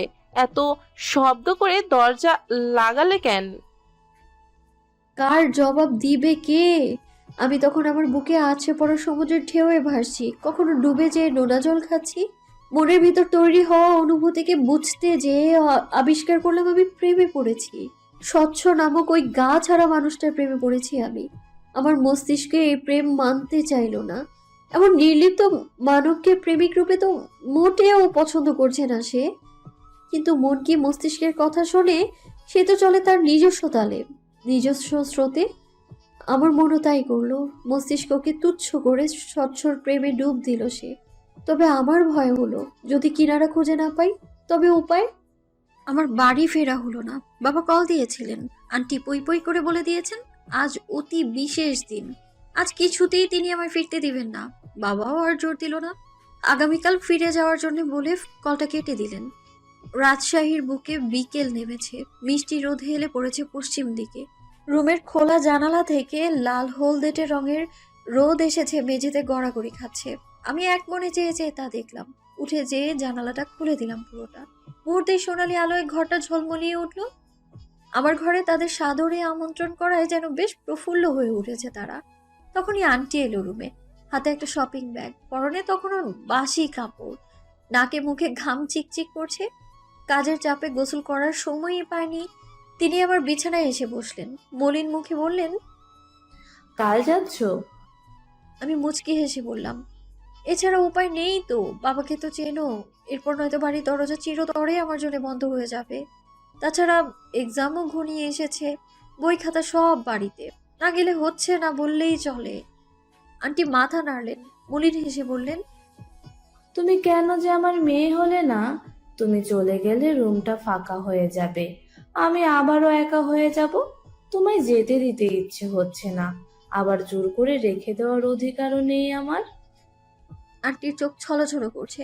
আন্টির কোনো সন্তান নেই, আমায় তিনি এই কয়দিন নিজের সন্তানের মতো করে রেখেছেন। এই মানুষটাকে রেখে যেতে আমারও কষ্ট হবে। তুমি কি বোকা আন্টি? আমি যাচ্ছি অল্প দিনের জন্য, আবার তো সেই তোমার নাগালের কাছেই চলে আসব। যখন তখন চলে আসবো তোমার হাতের রান্না খেতে, তখন বিরক্ত হয়েও লাভ নেই। তোমায় বিরক্ত করা আমি এই জনমে বন্ধ করব না। আন্টি হাসলো, শপিং ব্যাগটা এগিয়ে দিয়ে বলল, আমার তো কোনো মেয়ে নেই, তাই কখনো মেয়েদের জন্য শপিং করা হয়নি। তোমাদের বয়সী ছেলে মেয়েদের পছন্দ অপছন্দ সম্পর্কে অতটাও বুঝি না, তার উপরে বয়স হয়েছে, এখন কি আর অত বুঝ আছে? দেখো তো কেমন কিনেছি। আমি মুচকি হেসে ব্যাগটা খুললাম। ভেতরে সুতার কাজ করা চমৎকার একটা শাড়ি, আসমানি আর গাঢ় নীলের কম্বিনেশনের শাড়িটা একদম চোখ ধাঁধানো। আমি আপ্লুত হলাম। আন্টিকে এক হাতে জড়িয়ে ধরে বললাম, কে বলেছে তুমি বুড়িয়ে গেছো? তোমার চোখটা এখনো পুরীর ঘরেই আটকে আছে। রোদ যখন একদম বিলীনের পথে, তখন আমি ছাদে গেলাম। কয়েকদিনেই এই ছাদটার মায়ায় পড়ে গিয়েছি আমি। এই যে ফুল, মাথার উপরে এক খণ্ড আকাশ, মৃদু হালকা বাতাস, সবই যেন এই বাড়ির একটা অংশ। ছাদটা অধিকাংশ সময় ফাঁকা পড়ে রয়। এ বাড়ির কেউ খুব একটা আসা যাওয়া করে না এখানে, এই জন্য বোধহয় ছাদটাও আমায় আপন করে নিয়েছে। আপনাকে উদাসীনই লাগছে, কারণ আমি না ঘুরেও কণ্ঠের মালিককে চিনতে পারলাম। না চিনি উপায়ই নেই। আমার ধ্যান জ্ঞান সব যে এই ব্যক্তিতেই আটকে আছে। স্বচ্ছ বিশাল এক বালতি হাতে ছাদে এসেছে। ছাদের এক কোণে পানির কল থেকে বালতিটা পানি ভরতে দিয়েছে সে। গাছগুলো আপনার? বলতে পারেন, তবে আমি খুব একটা যত্ন নেই না। পানি দেয়া, যত্ন নেয়া এসব মায়ের কাজ। নিজের যত্ন নিতেই সময় হয় না, সেখানে গাছের যত্নের কথা ভাবাটা বিলাসিতা। স্বচ্ছ লাল রঙের মগে করে গাছে পানি দিচ্ছে। আমি তাকিয়ে তাকিয়ে দেখছি। স্বচ্ছ আমার দিকে না তাকিয়ে বলল, আপনি আজকাল অনেক বেশি আমায় নজরে রাখছেন অতিথি। আমার এখন কি ভাবা উচিত? আপনি প্রেমে পড়েছেন নাকি ভালোবেসে ফেলেছেন? দুটোর মাঝে পার্থক্য আছে কি? অবশ্যই। প্রেমে যখন তখন পড়া যায়, যে কোনো বয়সে পড়া যায়। আপনি আপনার 60 বছর বয়সেও নির্দ্বিধায় প্রেমে পড়ে যেতে পারবেন। কিন্তু ভালোবাসার সংজ্ঞাটা আলাদা। ভালোবাসাটা হুট করে হয় না, কখনো প্রেমে পড়লেও ভালোবাসা হয়ে ওঠে না। আমি হাসলাম। দুপায়ে এগিয়ে যেয়ে তার কিছুটা পাশে দাঁড়ালাম। মনে হচ্ছে আপনার এই ব্যাপারে যথেষ্ট অভিজ্ঞতা আছে। কখনো কাউকে ভালোবেসেছিলেন নাকি? স্বচ্ছ গাছে পানি দেয়া থামিয়ে সোজা হয়ে দাঁড়ালো। ঝাঁকড়া চুলগুলো হাত দিয়ে নাড়িয়ে বলল, যদি হ্যাঁ বলি আপনি কি কষ্ট পাবেন অতিথি? আমি সোজা চোখে তাকালাম। এ লোক কখনোই সোজাভাবে কিছু বলতে পারে না। ঘুরিয়ে পেঁচিয়ে এটা সর্বদা আমার দিকেই তাক করবে। আমাকে অস্বস্তিতে ফেলাই যেন এর একমাত্র লক্ষ্য। আমিও তার জবাব না দিয়ে উল্টো প্রশ্ন করলাম, আমি কষ্ট পেলে কি আপনি আপনার ভালোবাসার ইতিহাস বদলে ফেলবেন? স্বচ্ছ বিভ্রান্ত হলো না, মুচকি হেসে বলল, আপনার জন্য এটুকু করতেই পারি। কেন করবেন? কারণ আছে নিশ্চয়ই, কিংবা এমনও হতে পারে আপনি আমার মাঝে আটকে গেছেন। লেট মি আস্ক ইউ, প্রেমে পড়েছেন নাকি ভালোবেসে ফেলেছেন? আমি চকচকে চোখে চেয়ে আছি স্বচ্ছের দিকে উত্তরের আশায়। স্বচ্ছর দৃষ্টি শান্ত হয়ে এসেছে, কেমন ঘোর লেগে যাচ্ছে তার চোখের দিকে তাকালে। আমি শক্ত হয়ে দাঁড়ালাম, তার মুখ থেকে হ্যাঁ না দু ধরনের উত্তর শোনার জন্যই নিজেকে প্রস্তুত করলাম। স্বচ্ছ হুট করেই উত্তর দিল না, সময় নিল। চোখ থেকে চশমা খুলে চশমার গ্লাস গেঞ্জিতে মুছলো, পুনরায় তার চোখে দিয়ে আমার দিকে ফিরল, বলল, আমি কেন চশমা পরে থাকি জানেন? স্পষ্ট দেখতে সমস্যা বলে নয়। সবাই তেমনটাই ভাবে, কিন্তু আমার চোখের দৃষ্টিশক্তি ঠিকঠাক রয়েছে। আমি কেবল নিজেকে লুকাতে এই পথ বেছে নিয়েছি। কেউ চাইলে আমার চোখে তাকিয়ে আমার ভেতর পড়ে ফেলতে পারে না। তবে আমি আপনায় একটা সুযোগ দিতে চাই, নিজে উত্তর খুঁজে নিন। স্বচ্ছ পুনরায় চোখ থেকে চশমাটা খুলে মাথা ঝুঁকলো আমার নিকটে। আমাদের মাঝের দূরত্ব ক্রমশ হ্রাস হয়ে এলো। স্বচ্ছর দেওয়ার সুযোগটা আমি কাজে লাগাতে পারলাম না। তার অনুভূতি বুঝতে যেয়ে আমি নিজের অনুভূতি প্রকাশ করে ফেলার ভয়ে তটস্থ হলাম। দ্রুত দুপা পিছিয়ে গিয়ে বড় বড় শ্বাস ফেললাম। স্বচ্ছ ভ্রু বাঁকালো। কি হলো? আপনার নিজেকে লুকানোর এত পরিশ্রম বৃথা হতে দিতে পারি না। সত্যি কি তাই? আপনি বেশিই ভাবছেন। স্বচ্ছ হাসে। ইতিমধ্যে আকাশে আঁধারে ছেয়ে গেছে, সন্ধ্যার আজান পড়ে গেছে। স্বচ্ছ আমার দিকে না তাকিয়ে বলল, মাথায় কাপড় দেন অতিথি, সন্ধ্যায় খোলা চুলে থাকাটা ভালো না। আমি তার কথা শুনলাম। ওনার এক কোণা তুলে সযত্নে চুল ঢেকে দিলাম। আমাদের মাঝে আর কোনো কথা হলো না। নীরবে কিছু সময় কাটলো। ছাদ থেকে নামার সময় আমি নিচ থেকে তাকে জানালাম, কাল ফিরে যাচ্ছি, আর হয়তো দেখা নাও হতে পারে। স্বচ্ছর প্রতিক্রিয়া তেমন জোরালো দেখালো না। সে ভীষণ স্বাভাবিকভাবেই মাথা দোলালো, মুখে বলল, আচ্ছা, সাবধানে যাবেন। আমার এত কষ্ট হলো, ব্যাস এতটুকুই। আরো কিছু বলতে পারতো। সামান্য মন খারাপ হওয়াটা কি উচিত ছিল না? আমার চলে যাওয়াটা কি এতটাই স্বাভাবিক তার কাছে? বুকে যন্ত্রণা চেপেও মুচকি হাসলাম। সে মুহূর্তেই তার উপর থেকে নিজের সেধে বাড়িয়ে দেয়া প্রেমের দাবিটা তুলে নিলাম আমি। বুঝে নিলাম এই মানবটা কখনোই আমার হওয়ার নয়। সে আমার জন্য নয়। আমরা দুজন দুজনের জীবন কেবল অতিরিক্ত একটা অধ্যায় মাত্র, যা নিছক অপ্রয়োজনীয়। তৃতীয় তলায় এসে আমি থামলাম। আমার গন্তব্য এখানেই সমাপ্ত। স্বচ্ছদের ফ্ল্যাট দ্বিতীয় তলায়। আমি তাকে কিছু বলা ছাড়াই ফ্ল্যাটের দরজা খুলে যেতে নিলে স্বচ্ছর কথায় থেমে গেলাম। অপরিচিত কাউকে খুব বেশি ভরসা করবেন না। সবাই কিন্তু ইমতিয়াজ আরফিন স্বচ্ছ নয়। কথাটা বলেই সে দ্রুত পায়ে নেমে গেলেন। একবারও পেছনে ফিরে তাকালেন না। আমি তাকে যেতে দেখলাম, সাথে দেখলাম আমার প্রথম প্রেমকে হারিয়ে যেতে। গভীরে, ভীষণ গভীরে, ধরা ছোঁয়ার বাইরে। বিরহের সকাল বোধহয় সুন্দর হয়। আয়োজন করে ভোর হয়, মিষ্টি আলো ছড়ায় সময় নিয়ে। পাখিদের সে কি আনন্দ! আমার বিরহে তারা সকলে উচ্ছ্বাসিত। আমার দহন বাড়লো। এই সুন্দর সকালটাকে বেদনার অধ্যায় মনে হলো আমার। আমি এই নৃশংস অনুভূতি থেকে পালাতে সূর্য ওঠার পূর্বেই ফিরে যাওয়ার জন্য মনস্থির করলাম। আন্টি কত করে বলল বেলা হোক একটু, তারপর না হয় যাওয়া যাবে, কিন্তু আমি শুনলাম না। শোনার মতো মানসিকতা নেই আমার। আন্টি হার মানলেন, হয়তো খানিক মন খারাপও করলেন। আমি বুঝেও বুঝতে চাইলাম না। আমার ভেতরে যে অনল বইছে তা বয়ে নেওয়াটা আর সম্ভব হচ্ছে না। আঙ্কেল আমাকে স্ট্যান্ড পর্যন্ত পৌঁছে দিতে চাইলেন, আন্টি বাধা দিলেন। তিনি নিজেই আমার সাথে স্ট্যান্ড পর্যন্ত এলেন। তখন সকাল প্রায় 8টা। শহরের রাস্তায় ততক্ষণে মানুষের আনাগোনা বাড়ছে। আকাশ চিরে সূর্যের মিষ্টি আলো নামতে শুরু করেছে। আমার বাস ঠিক 9টায়। এই 1 ঘন্টা আন্টি আমার সাথে বসে রইলেন, কোনো কথা বললেন না। ঠিক বাসে ওঠার আগ মুহূর্তে বললেন, তুমি বুদ্ধিমতী মেয়ে আদ্রি, আবেগ দিয়ে কখনো কোনো পরিস্থিতি নিয়ন্ত্রণে আনতে পারবে না, তাই বিবেক দিয়ে ভাবার চেষ্টা করবে।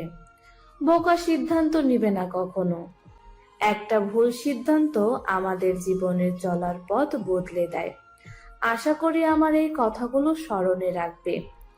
আন্টির কথা তখন না বুঝলেও বুঝলাম 2 দিন পর। সেদিন আমাদের বাড়িতে অতিথি আসার কথা। ছোট চাচির বাবার বাড়ির লোকজন আসবে। ছোট চাচা বিয়ে করেছেন, মাস 3 হবে। এবারই প্রথম তার শ্বশুর বাড়ির লোকজন এই বাড়িতে আসতে চলেছে।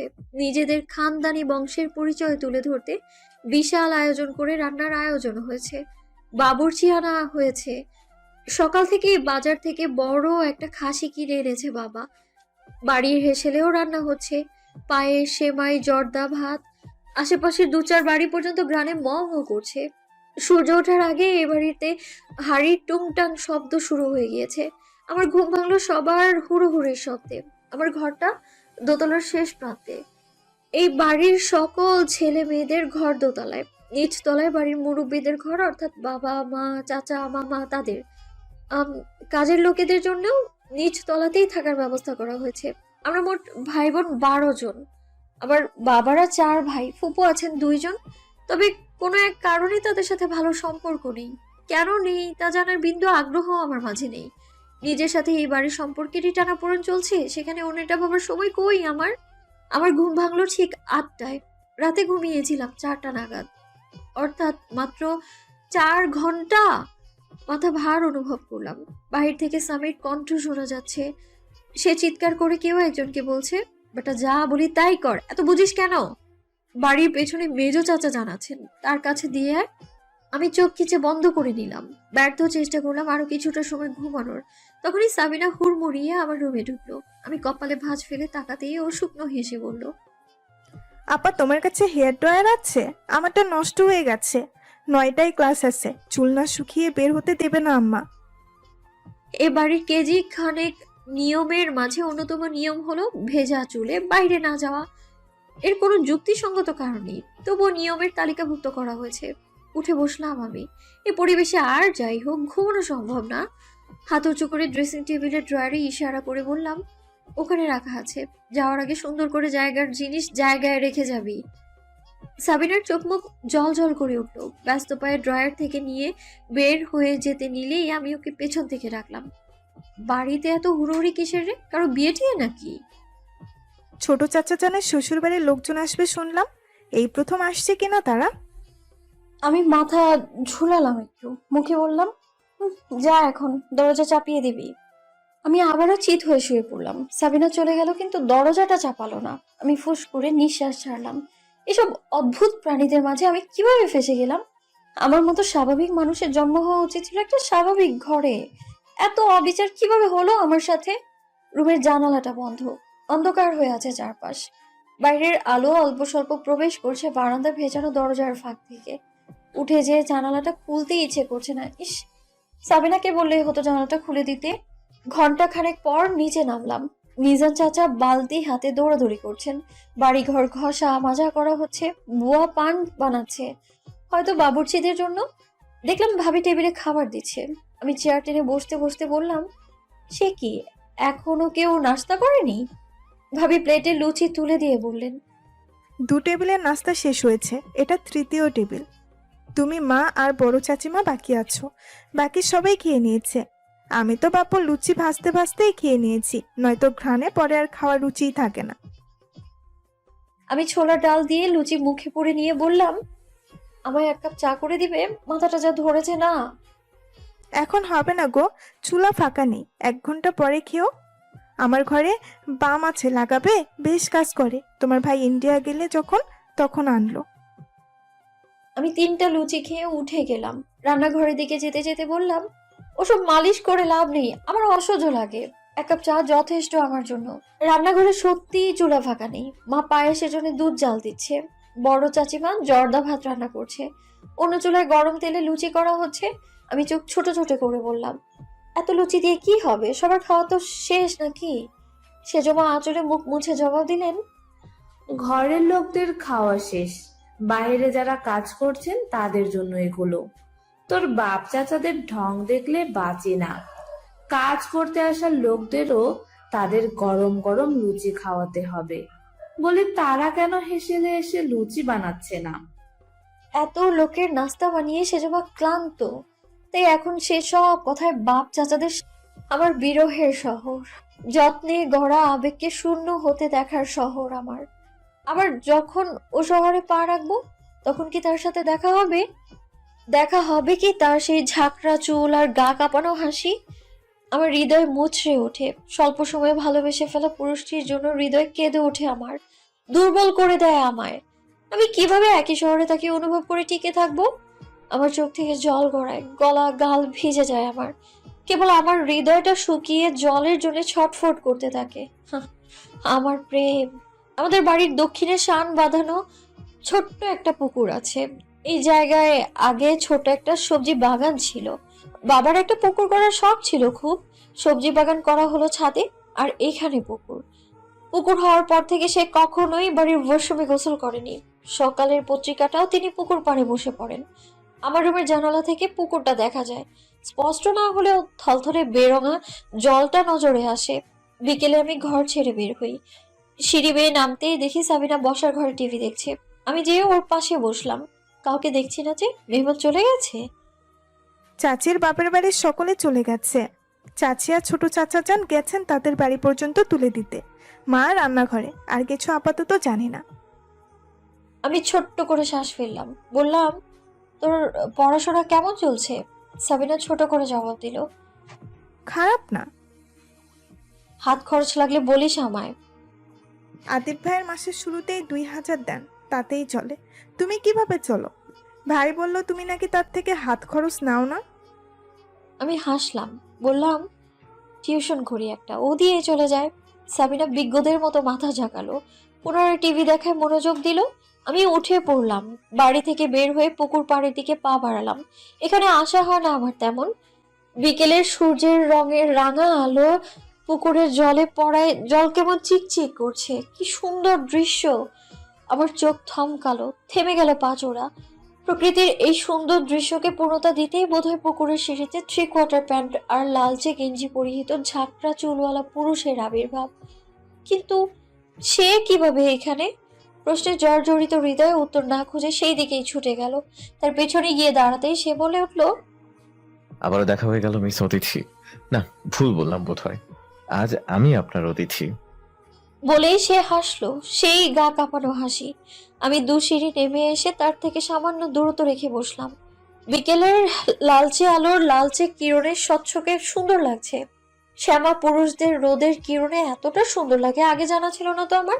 আমি আমার ভেতরে অস্থিরতা অনুভব করলাম, তবে তা চেপে রাখলাম। পুকুরের জলে চোখ রেখে প্রশ্ন করলাম, আপনি আমাদের আত্মীয়?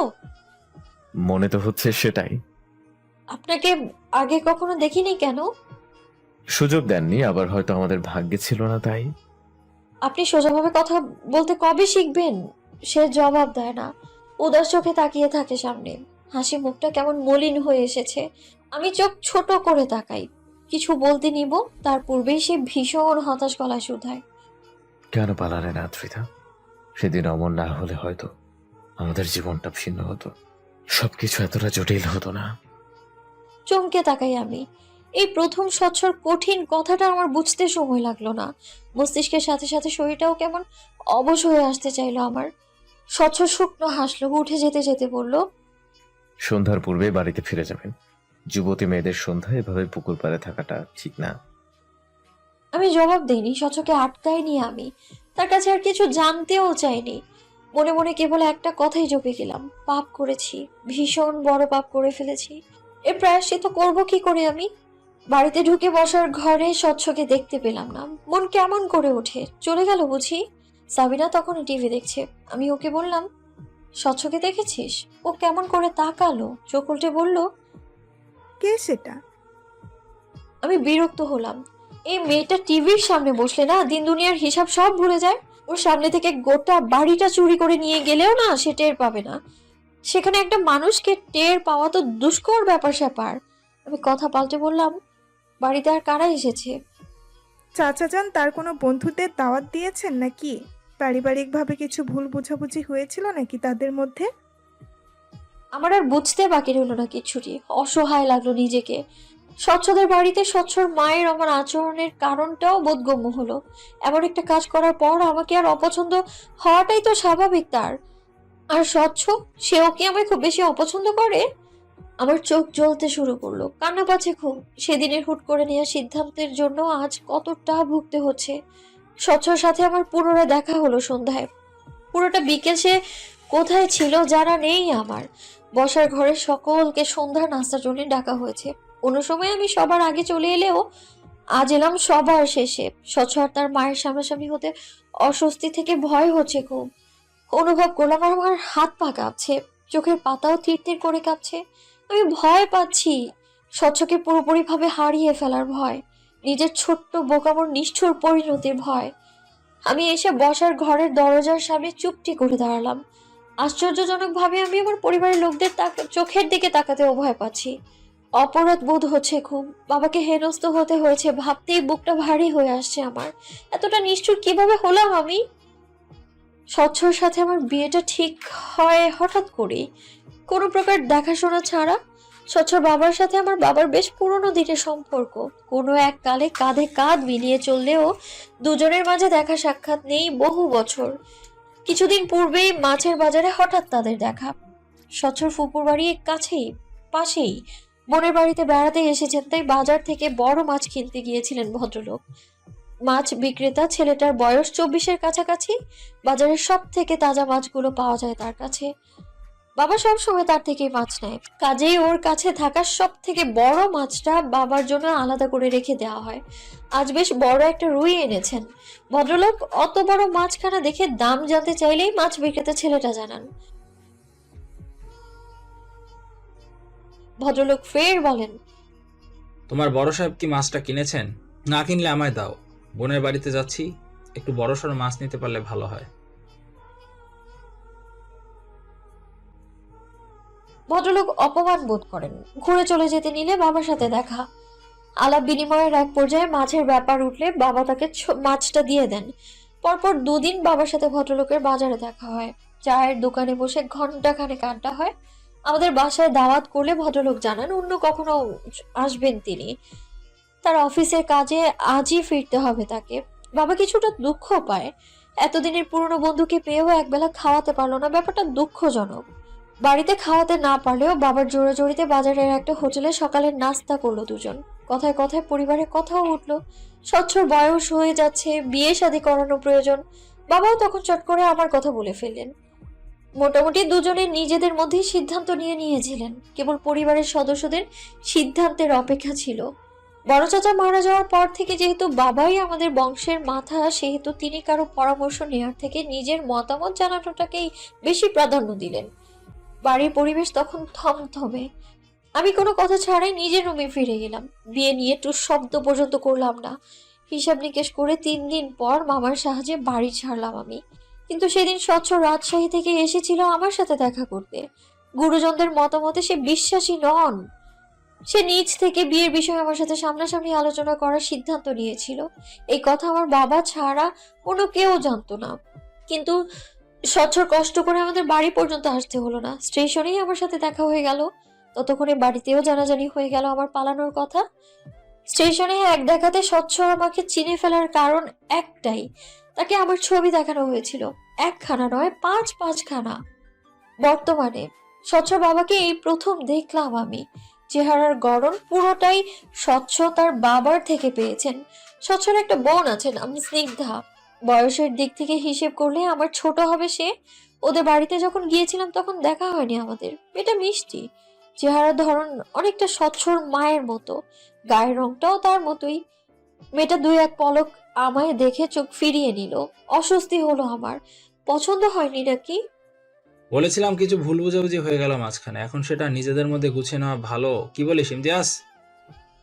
বাবার কথায় স্বচ্ছর বাবা তেমন একটা প্রতিক্রিয়া করলেন না, তবে স্বচ্ছর মা গমগমে কণ্ঠে বলে উঠলেন, যা ঘটে গেছে তা থাক না ভাইজান, পুরনো জিনিস ঘেটে দেখার কিছু নেই।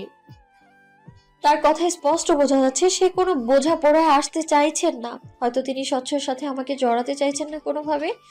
আমার জ্বলে ওঠা আশার আলো পুনরায় মৃদু হয়ে গেল। হয়তো খানিক বাদে ধাপ করে নিভে যাবে। মা বলে উঠলেন, তা বললে হয় নাকি বাপা? বাচ্চারা ভুল করবে, স্বাভাবিক। ওদের ভুলটা শুধরে দিয়ে নিজেদের মাঝে দূরত্ব ঘুচিয়ে আনা অবশ্যই জরুরি। মায়ের কথায় সায় দিলেন বাবা। আমি তখনও চুপটি করে দাঁড়িয়ে আর চোখে স্বচ্ছকে দেখলাম সে বরাবরের মতোই শান্ত। মানুষটা নিজেকে এতটা শান্ত কি করে রাখে? কোনো পরিস্থিতিতেই যেন তাকে টলাতে পারে না। আমি চোখ ফিরিয়ে নিলাম। বড়দের মাঝে অনেক কথা হওয়ার পর আমার পালা এলো। স্বচ্ছ মা সবার সাথে অনেকটা স্বাভাবিকভাবে কথা বলেও আমার সাথে সেইভাবে কথা বললেন না। মুখের ভারী ভাব ধরে রেখে কথা বললেন। তোমার বিয়েতে মত নেই এটা বাড়িতে বললে না কেন? আমি ঠিকভাবে কিভাবে জবাবটা দিব খুঁজে পেলাম না। আসলেই তো কেন বাসায় জানালাম না? বাসায় জানানোর কথা তখন আমার মাথায় আসেইনি। রাগের বশীভূত হয়ে জ্ঞান হারিয়েছিলাম আমি। মাথায় যেটা এসেছে সেটাই করেছি। সাথে আমার অকেজো মামা তো আছেই। এই মুহূর্তে মনে হচ্ছে এত কিছু ঘটার কারণ কেবলমাত্র মামা। মামার সাপোর্ট ছাড়া এত বড় কাজ আমার পক্ষে করা সম্ভব ছিল না। বাড়িতে ফিরুক কেবল, মাছ কাটা বটি নিয়ে তাড়া করবো তাকে আমি। চুপ কেন? নড়ে চড়ে দাঁড়ালাম আমি। অসহায় দৃষ্টিতে বাবার দিকে তাকালাম। আমায় সাহায্য করার মতো পরিস্থিতি নেই, তাই সকলেই চুপ করে আছে। বাবার কথার বিপরীতে কথা বলার সাহস ছিল না। হঠাৎ করেই ঝোঁকের বসে বেরিয়ে পড়েছিলাম। একা নাকি কারোর সাথে? আমি ছোট্ট করে বললাম, মামার সাথে। স্বচ্ছর মা তাচ্ছিল্য করে হাসলেন। মামার সাথে নাকি প্রেমিকার সাথে? এই ধরনের কথা বললেই বুঝি সবাই বিশ্বাস করে নেবে। বর্তমানে ছেলে মেয়েরা ভালোই কাহিনী বানাতে পারে। তোমাদের বয়স পার করে এসেছি আমরা। তোমাদের পেটের কথা বুঝে ফেলার মতো ক্ষমতা আছে আমাদের। আমি স্তব্ধ চোখে তাকিয়ে রইলাম। এমন কিছু হতে পারে ভাবনার বাইরে ছিল। দেখলাম বাবা মা ভাইয়া তারাও অনেকটা স্তব্ধ হয়ে গিয়েছে। হয়তো তারাও ভাবেনি এমন কিছু বলবেন উনি। আমার চোখে ততক্ষণে জল চলে এসেছে। শেষে কিনা নিজের চরিত্রেও তকমা লাগিয়ে দিলাম। আপনি ভুল ভাবছেন আপা, মেয়ে তো আপনার বাড়িতেই ছিল। আপনি তো তা বেশ ভালো করেই জানেন। তাছাড়া রাজশাহী পর্যন্ত তো আদ্রিতা স্বচ্ছ বাবার সাথেই ছিল। হয়তো আদ্রিতা স্বচ্ছকে চিন্ত নাই আর কি। বাবার কথায় স্বচ্ছর মা পুনরায় বললেন, আজকাল তো এমন ঘটনা অহরহ ঘটছে ভাইজান। প্রেমিকের জন্য ঘর ছাড়ছে মেয়েরা, প্রেমিক তাকে ফেলে চলে যাচ্ছে। মানুষের মুখে মুখে শোনা যাচ্ছে আজকাল এমন ঘটনা। মাফ করবেন ভাইজান, কিন্তু আমি এখানে এমন কিছু ছাড়া অন্য কিছু ভাবতে পারছি না। আমার বলার মতো কিচ্ছু রইল না। বাবাকেও দেখলাম কেমন নিভে গেছে। হয়তো তিনিও জোর দিয়ে কিছু বলতে পারছে না। এই প্রথম আমি বাবাকে হেরে যেতে দেখলাম। আমি তাকে হারিয়ে দিয়েছি পরিবারের কাছে, আত্মীয়দের কাছে এবং গোটা সমাজের কাছে। আমি সব সময় চাইতাম বাবাকে হারাতে, কিন্তু আজ বাবার এই হেরে যাওয়া আমায় বিধ্বস্ত করে তুলছে, ভেঙে গুড়িয়ে দিচ্ছে। আমি এইভাবে কখনো হারাতে চাইনি তাকে, না চেয়েছি নিজেকে এইভাবে বিলীন হতে দিতে। আমি জলে ভরা চোখে স্বচ্ছকে দেখলাম। সে এখনো আগের মতোই বসে আছে। সে কি আমার হয়ে একটা শব্দ বলতে পারতো না? পারতো না আমায় নিয়ে মিথ্যে অপবাদ থেকে রেহাই দিতে? হয়তো পারতো, তবে সেটা তার প্রয়োজন মনে হয়নি। আমি বোকা, মিথ্যে আশার প্রদীপ জ্বালিয়ে বসেছিলাম। আমি এখানে দাঁড়িয়ে থেকে তামাশা দেখার আর প্রয়োজন বোধ করলাম না। ধীর পায়ে উল্টো ঘুরে চলে এলাম আমি। নিজেকে অপবাদ থেকে মুক্তি দিতেও চেষ্টা করলাম না। কি দরকার? অন্যের কাছে নিজেকে খোলাসা করা তো বৃথা। স্বচ্ছরা সেদিন বাদে পরদিন চলে যেতে চাইলে বাবা বাধা দিলেন। ভুল বোঝাবুঝির সূত্র ধরে তারা চলে গেলে বাবার অপমান বোধ বাড়বে ভেবে বাড়ির সকলে তাদের প্রাপ্য খাতির যত্ন করলেন। আমি রুম থেকে বের হওয়া বন্ধ করে দিলাম। কেউ অবশ্য এই নিয়ে কোনো কথা বললও না। কখনো ভাবি, কখনো সাবিনা এসে খাবার দিয়ে যায়। এর মাঝে অভাবনীয় এক ঘটনা ঘটলো। সেদিন বিকেলের কথা। কোনো কাজ না থাকায় অধিকাংশ সময় আমি ঘুমিয়েই কাটাই। ঘুমে কোনো ক্লান্তি নেই আমার। আমি যখন তখন ঘুম থেকে উঠে বারান্দায় বসে বইয়ের পাতা উল্টাচ্ছি। হঠাৎ দরজায় ঠক ঠক শব্দ। আমি বইয়ে নজর রেখেই বললাম, আয়। ভেবেছিলাম সাবিনা এসেছে। এমন সময় সাবিনা ছাড়া অন্য কারো আসার কথা না, কিন্তু কেউ এলো না। পুনরায় ঠক ঠক শব্দ। আমি কপালে ভাঁজ ফেলে উঠলাম। খানিকটা বিরক্ত হয়েছি বই কি। দরজা লক করা নেই, অযথা নক করার কি প্রয়োজন? উঠে গিয়ে দরজা খুলতে খানিক চমকালাম। স্বচ্ছ দাঁড়িয়ে, পাশে স্নিগ্ধা। এরা দু ভাই বোন আমার দরজার সামনে কি করছে আশ্চর্য। বিকেলের মৃদু আলোয় পুকুরের পানি বেশ শান্ত ও উজ্জ্বল লাগছে। বাঁধানো পাড় জুড়ে লুটিয়ে আছে বাদাম গাছের লালচে সবুজ পাতা। রোজ নিয়ম করে ঝাড় দেওয়ার পরেও তাদের খুঁজে পাওয়া যায় শান্ত পুকুরের জলে এবং তার পাড়ে। গতকাল মায়ের আচরণের জন্য দুঃখিত। স্বচ্ছর কথায় মৃদু হাসলাম, দৃষ্টি স্থির রেখে লঘু গলায় বললাম, এটা বলতেই ডেকেছেন বুঝি? ঠিক তা নয়। তাহলে? স্নিগ্ধা আপনার সাথে পরিচিত হতে চেয়েছিল। তাছাড়া আমি সত্যি মায়ের আচরণের জন্য সরি ফিল করছিলাম। কথা বলে যদি সবটা ক্লিয়ার করা যেত। আমি মাথা ঘুরিয়ে পাশ ফিরলাম। জড়সড় হয়ে মেয়েটা স্বচ্ছর পাশ ঘেঁষে দাঁড়িয়ে আছে, চোখের দৃষ্টি এলোমেলো। মেয়েটা নিশ্চিত কারোর সাথে সহজভাবে মিশতে পারে না। পরিস্থিতি ভিন্ন হলে হয়তো আমি নিজেই ওর হাত টেনে পাশে বসিয়ে গল্প জুড়ে দিতাম, কিন্তু এখন সেসব কেবল দিবা স্বপ্ন। আমাদের মাঝে বিশাল এক পাহাড় তৈরি হয়েছে, যা পার হওয়া সম্ভব নয়। আমার পরিচয় দেওয়ার নতুন কিছুই নেই। আপনার মা গতকাল যা বলেছেন তা যথেষ্ট আমায় জানতে। আমার এমন কথায় স্বচ্ছ খানিক রাগলো বোধ হয়। তার শীতল চোখগুলো কেমন কঠিন হয়ে উঠল, গলার স্বরও খানিকটা কঠিন হলো। মায়ের আচরণের জন্য দুঃখিত আদ্রিতা। সবসময় সব কথা আঁকড়ে ধরে বসে থাকলে চলে না। কিছু সময় তা যেতে দিতে হয়। আশা করছি আপনি সেসব ভুলে যাবেন। আমার এত হাসি পেল, আমার এতটা অপমান করার পর বলছে সেসব ভুলে যেতে। এটাই কি সেই স্বচ্ছ যার প্রতিটা কথা আমি নতুন ভাবে আকৃষ্ট হতাম? এটাই কি সে যাকে আমি অন্য 10টা পুরুষের থেকে ভিন্নভাবে আবিষ্কার করেছিলাম? আমার আবিষ্কার করা সেই অতুলনীয় মানব পুরুষটির সাথে এই পুরুষটির কোনো মিল পেলাম না। একই দেহে যেন দুটো সত্তা খুঁজে পেলাম আমি, যার একজন অতুলনীয় ব্যক্তিত্বের অধিকারী আর অন্যজন মায়ের হাতের ছোট্ট পুতুল। আমি বড় করে শ্বাস ফেলে ঘুরে দাঁড়ালাম, মুচকি হেসে বললাম, আমায় মনে রেখেছেন তার জন্য ধন্যবাদ। গতকালের পর আপনার দেখা পাবো আমি ভাবিনি। এখন যাওয়া যাক, মা নাস্তা রেডি করেছে আপনাদের জন্য। কথা শেষ করে দুপায়ে এগোতেই পেছন থেকে স্বচ্ছ বলে উঠল। পালিয়ে যাচ্ছেন? আমি হাসি মুখে জবাব দিলাম, কোনো অন্যায় করিনি আমি, তাই পালানোর প্রশ্নই আসছে না। আমি আপনার এড়িয়ে যেতে চাইছি। আমি এইভাবে বলবো তা হয়তো স্বচ্ছ বুঝতে পারিনি, কাজেই কিছুটা হেনস্থ হলো বলে মনে হলো আমার। আর যাই হোক, ছোট বোনের সামনে কোনো মেয়ে এভাবে বললে সম্মানে আঘাত আসবে, এটাই স্বাভাবিক। বসার ঘরে আসতেই দেখলাম স্বচ্ছর বাবা মা দুজনেই সেখানে। আমার পিছু পিছু স্বচ্ছ স্নিগ্ধাকে দেখে স্বচ্ছর মায়ের কপাল কুঁচকে এলো। বাবা আমায় বললেন, কোথায় গিয়েছিলে? আমি স্বাভাবিকভাবেই জবাব দিলাম, পুকুর পাড়ে। বাবা এবার স্বচ্ছর দিকে তাকিয়ে স্বচ্ছকে ইশারা করে বললেন, তোমরা? ওখানেই ছিলাম, আদ্রিতার সাথে কথা বলছিলাম। আমি নির্বিকার দাঁড়িয়ে রইলাম। স্বচ্ছকে দেখেও মনে হলো না সে খুব একটা চিন্তিত, তবে স্বচ্ছর মা চুপ থাকলেন না। তিনি চুপ থাকবেন এমনটাও আমি আশা করিনি অবশ্য। কাল সব ক্লিয়ার হয়ে যাওয়ার পর আর কি কথা তোমাদের? যা হয়েছে তা হয়েছে, ফের এমনটা যেন না হয়। আমি ভেবেছিলাম স্বচ্ছ হয়তো বাধ্য ছেলের মতো মাথা নাড়িয়ে বলবে, আচ্ছা তুমি যা বলবে, কিন্তু সে আমায় আশ্চর্য করে দিয়ে বলে উঠল, আদ্রিতার সাথে আমি কথা বলতে চাই ক্লিয়ারলি। অনেক কিছু ক্লিয়ার করার আছে। আজ চেয়েছিলাম, কিন্তু তিনি আমায় সময় দেননি। কালকের ঘটনার পর তিনি কিছুটা অস্বস্তিতে আছেন, তাই আমি তাকে নিজেকে সামলে নেওয়ার সময় দিচ্ছি। নেক্সট টাইম এই সুযোগটা আমি আর তাকে দিব না। স্বচ্ছ বড় বড় পা ফেলে বেরিয়ে গেল বাড়ি থেকে। বসার ঘরের প্রতিটা মানুষের চোখ কপালে। এদিকে আমি তবদা মেরে দাঁড়িয়ে আছি। স্বচ্ছ কথাগুলো কাকে বলল? সে কি আমায় হুমকি দিয়ে গেল, তাও এতগুলো মানুষের সামনে? তবে স্বচ্ছর মায়ের ফ্যাকাশে মুখ দেখে কেমন যেন শান্তি লাগলো আমার। নিশ্চিত ছেলে হাত ফসকে বেরিয়ে গেছে ভেবে আফসোস করছে, করুক। তবে ওনার হাত ফসকে বেরিয়ে যাওয়া এই ছেলেকে আমি বিয়ে করছি না। ভোর থেকেই গুড়ি গুড়ি বৃষ্টি হচ্ছে, পরিবেশ শীতল।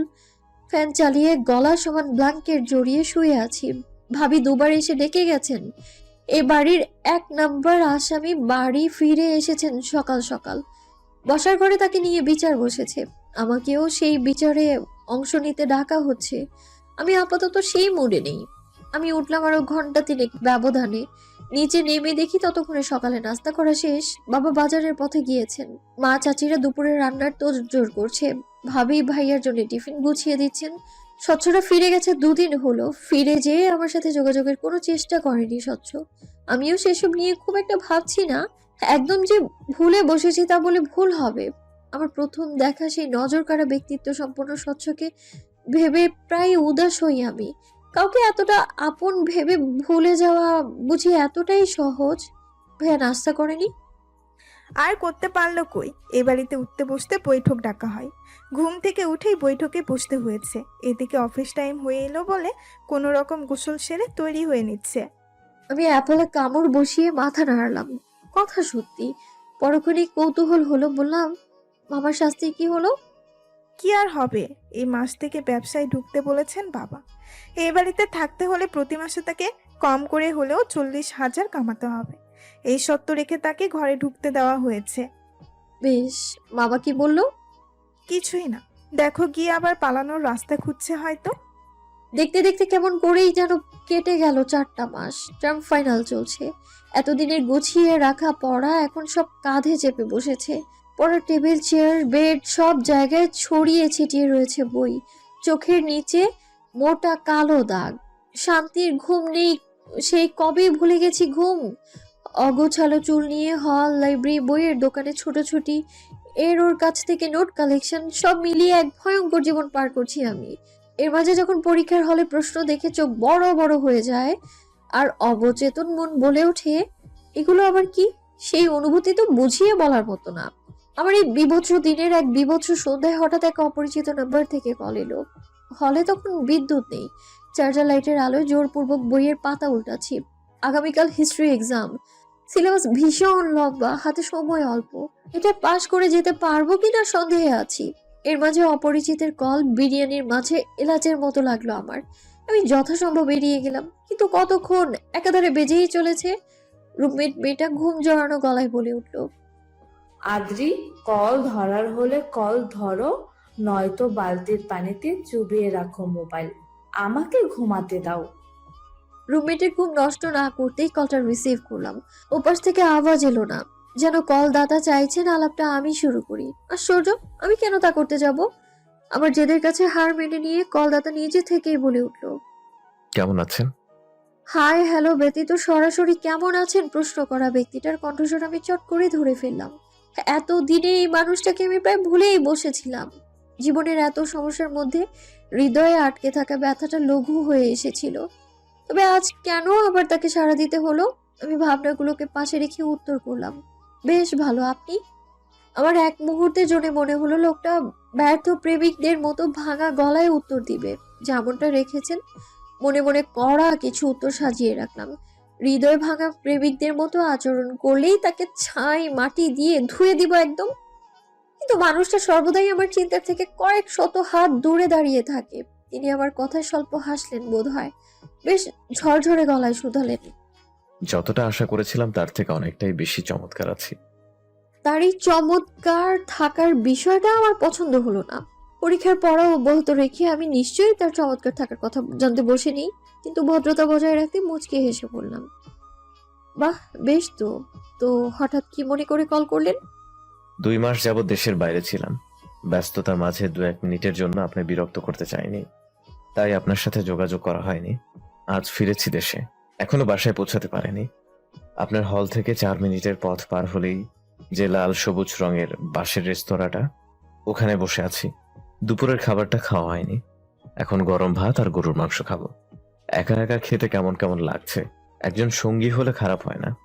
তাই ভাবলাম আপনায় কল করি, যেহেতু নাগালের ভেতরেই আছেন। তার এমন কথায় কেমন প্রত্যুত্তর করব ভেবে পেলাম না, তবে উপলব্ধি করলাম আমার কান ক্রমশ গরম হয়ে উঠছে, যেন যখন তখন রেলের ইঞ্জিন থেকে ধোঁয়া ছড়ার মতো ধোঁয়া ছড়াবে। একটা মানুষ কতটা ইডিয়েট হলে এমন কাজ করে? বিগত 4 মাস যোগাযোগ না করে আজ হঠাৎ করে কিনা গরম ভাত আর মাংস খেতে আহ্বান করছে। সিরিয়াসলি? আমি সবিনয়ে তার আহ্বান ফিরিয়ে দিলাম, কিন্তু তিনি তৎক্ষণাৎ বলে বসলেন, তাহলে পার্সেল নিয়ে আপনার হলের সামনে আসি। আপনি 2টো প্লেট আর 1 বোতল পানি নিয়ে নিচে আসেন। রাস্তার পাশে বসে না হয় একসাথে খাবো। ব্যাপারটা কিন্তু খারাপ হয় না। রাস্তায় চলতে থাকা যানবাহন আর হরেক রকমের মানুষ দেখতে দেখতে খাবার উপভোগ করা যাবে। আমি না হয় একটা শীতল পাটিও কিনে নিয়ে আসছি। আমি বাকরুদ্ধ, জবাব দিতে পারলাম না। তবে স্বচ্ছকে যতটুকু চিনি, এমন একটা কাণ্ড ঘটাতে তার পক্ষে অসম্ভব কিছুই না। দেখা গেল সত্যি সত্যি হলের সামনে এসে দারোয়ান কে বলে বসলো, বাবা আদিত্যকে ডেকে দেন তো, আমরা আজ রাস্তার পাশে গরম ভাত আর গরুর মাংসের পার্টি করব। আমি ফুস করে নিঃশ্বাস ছাড়লাম, খুলে রাখা বইটা বন্ধ করে ছোট্ট করে জবাব দিলাম, আসছি। ঘড়ি কাটায় সন্ধ্যা 7টা। আমি আমার পরনের জামা পরিবর্তন না করে চুলগুলো হাত খোপা করে বেরিয়ে পড়লাম। পায়ে সবসময় পরার একজোড়া স্যান্ডেল। এই অবস্থায় যখন রেস্তোরাঁয় পৌঁছলাম তখন আমার চোখ আকাশে আমি এইভাবে বের হয়েছিলাম স্বচ্ছকে হতাশ করতে, কিন্তু স্বচ্ছকে দেখে আমি নিজেই হতাশ। সাদা রঙের ফর্মাল শার্টের সাথে ট্রাউজার এবং পায়ে একজোড়া স্যান্ডেল, গলায় এখনো টাই ঝুলছে, পাশেই বিশাল লাগেজ। আমি থতমত খেয়ে তাকিয়ে আছি তার দিকে। আমায় দেখতে পেয়ে সে ঝলমলে হাসলো, বলল, মাত্রই চেঞ্জ করেছি। গেঞ্জিগুলো লাগেজের অনেক ভেতরে রাখা, তাই শার্টটা চেঞ্জ করতে পারিনি। আমি না চাইতেও ফিক করে হেসে ফেললাম। চেয়ার টেনে বসতেই তিনি বললেন, অনেক দেরি করে ফেলেন আদ্রিতা, ক্ষুধায় আমি সবকিছু অন্ধকার দেখছি। খাবার শেষ করে না হয় কথা বলবো, এখন খাবারে মনোযোগ দিন। আমি এই প্রথম অসময়ে ভাত খেলাম পেট ভরে। রেস্তোরাঁ থেকে বের হয়ে পায়ে হেঁটেই কাছের এক খোলামেলা পার্কে পৌঁছালাম। পার্কের চারপাশ ঘুরে ভিন্ন রকমের ভাজার দোকান, মানুষের ভিড়ও কম নয়, তাতে কিছুটা ফাঁকা জায়গা দেখে বসলাম আমরা। এখানে আসার পর স্বচ্ছ প্রথম যে কথাটা বললো তা হলো, চটপটের ঘ্রাণ পাচ্ছেন আদ্রিতা? আমার খুব ক্ষুধা পেয়ে যাচ্ছে। আমি নীরবে তার কথা এড়িয়ে গেলাম। লোকটা বড্ড চতুর, কথা বলার প্রসঙ্গ খুঁজতে এলোমেলো কথা বলছে। তার এই এলোমেলো কথার ফাঁদে তো পা বাড়াবো না আমি। আদ্রিতা, শুনছি। এখনো রেগে আছেন? আমি উত্তর করলাম না। স্বচ্ছ খানিক হাসলো। আমি প্রথম যেদিন আপনায় দেখলাম মনে হয়েছিল ফুলের ভেতর থেকে বেরিয়ে আসা এক স্বচ্ছ মানবী। আপনার এই রূপ না দেখলে হয়তো কখনো জানতেই পারতাম না সেই মানবীটা রাগতেও জানে। প্লেইং জোক করছেন আপনি স্বচ্ছ? সত্যি বলছি। বেশ, তবে এখন উঠছি, কাল এক্সাম আছে আমার। আমি উঠে দাঁড়ালাম। পা বাড়াতে নিলেই স্বচ্ছ বলে ওঠে, সেদিনের জন্য আমি খুবই দুঃখিত আদ্রিতা। মা কিছুটা মানসিকভাবে অসুস্থ। আসলে বড় ভাইয়া যেদিন বাড়ি ছেড়ে চলে গেল, ঠিক সেদিন থেকেই মা কেমন যেন বদলে গেল। আমায় সবসময় নিজের নজরে নজরে রাখতে শুরু করলো। আমার বাইরে পড়তে যাওয়াও হলো না। ঘরে ফিরতে সামান্য দেরি হলে ভাঙচুর শুরু করতো, পাগলের মতো আচরণ করতো। হয়তো ভাইয়ার মতো আমাকেও হারিয়ে ফেলার ভয় ঢুকে গেছে তার মনে। আমি যদি সেদিন আপনার হয়ে কথা বলতাম, মা মানসিকভাবে ভেঙে পড়তো। আমার আপনার উপর ভরসা ছিল আদ্রিতা, ভেবেছিলাম আপনায় বুঝিয়ে বললে বুঝবেন। আপনিও বুঝলেন না আমায়। আমায় নিজেকে একবার ক্লিয়ার করার সুযোগ অবধি দিলেন না। আপনার এত কঠিন রূপে দেখতে চাইনি আমি আদ্রিতা। অবাক হলাম আমি। স্বচ্ছর বড় ভাই আছে এই কথা আমি জানতাম না, আর কোথায় বা চলে গেছে। প্রশ্ন সরিয়ে রেখে আমি বললাম, আন্টি কেমন আছে এখন? মায়ের অবস্থা আগের থেকে অনেকটাই ভালো, কিন্তু মাঝে মাঝে এখনো পাগলামি করে। এই তো আমি বাইরে যাওয়ার আগেই কত পাগলামি করলো, কিন্তু পরে আবার স্বাভাবিক। নিজেই আমার লাগেজ গুছিয়ে দিল। আর ভাইয়া, সে কোথায়? ভাইয়া বাড়ি ছেড়ে চলে গেছেন প্রায় 7 বছর। ভাইয়া লন্ডনে পড়াশোনা করত। ওখানে এক খ্রিস্টান মেয়েকে বিয়ে করে। দেশে এসেছিল হঠাৎ করে বউয়ের সাথে নিয়ে। বাবা মেনে নেননি। সেদিনই সম্পর্ক ছিন্ন করে যেভাবে এসেছিল সেভাবেই বেরিয়ে যায়। আর কখনোই যোগাযোগ করেনি আমাদের সাথে। আমি অবশ্য কয়েকবার চেষ্টা করেছিলাম, লাভ হয়নি। স্বচ্ছর কণ্ঠে অসহায়ত্ব। আমি স্পষ্ট তার চোখে জল দেখতে পাচ্ছি। মানুষটা না বললে হয়তো লুকোনো এই ব্যথার কথা কখনো জানতেই পারতাম না, কখনোই বুঝতে পারতাম না একগাল হাসির পেছনে ভয়ঙ্কর অতীত লুকিয়ে থাকে। আমার কষ্ট হলো আন্টির জন্য। মা হয়ে কতটা ব্যথাই না সে সহ্য করেছে, এখনো হয়তো করছে। কখনো দেখা হলে মাফ চেয়ে নিব তার কাছে। আদ্রিতা, শুনছি। আপনি আরেকবার মায়ের সাথে দেখা করবেন প্লিজ। আমি মায়ের অমতে যে আপনাকে চাই না, আপনাকে ছাড়া অন্য কাউকেও চাই না, আর না চাই অন্য কাউকে আপনাই দিতে। বুঝতে পারছেন আদ্রিতা, আমি ঠিক এই কথাটাই বলতে চেয়েছি আপনাকে। মনে হলো স্বচ্ছর গলা কাঁপছে। সেও কি ভয় পাচ্ছে? কিসের ভয়? আমাকে হারানোর? আমি এই প্রশ্নের উত্তর খুঁজতে স্বচ্ছর জলে ঘেরা গভীর দুটো চোখ দুটোর দিকে তাকালাম, কিন্তু তার এই সমুদ্র সমান গভীর চোখ দুটোর ভাষা আজও বুঝে উঠতে পারলাম না। এই মানুষটার চোখের ভাষা এত কঠিন কেন? আমি চোখ ফিরিয়ে আকাশ পানে চাইলাম। আকাশে চাঁদ নেই, তবে কিছু সংখ্যক নিভু তারা দেখা যাচ্ছে। আমি স্বচ্ছর পানে না তাকিয়ে বললাম, কখনো প্রেমিকের হাত ধরেছেন স্বচ্ছ? আপনি চাইলে আমার হাত ধরতে পারেন, আমি কিছু মনে করব না।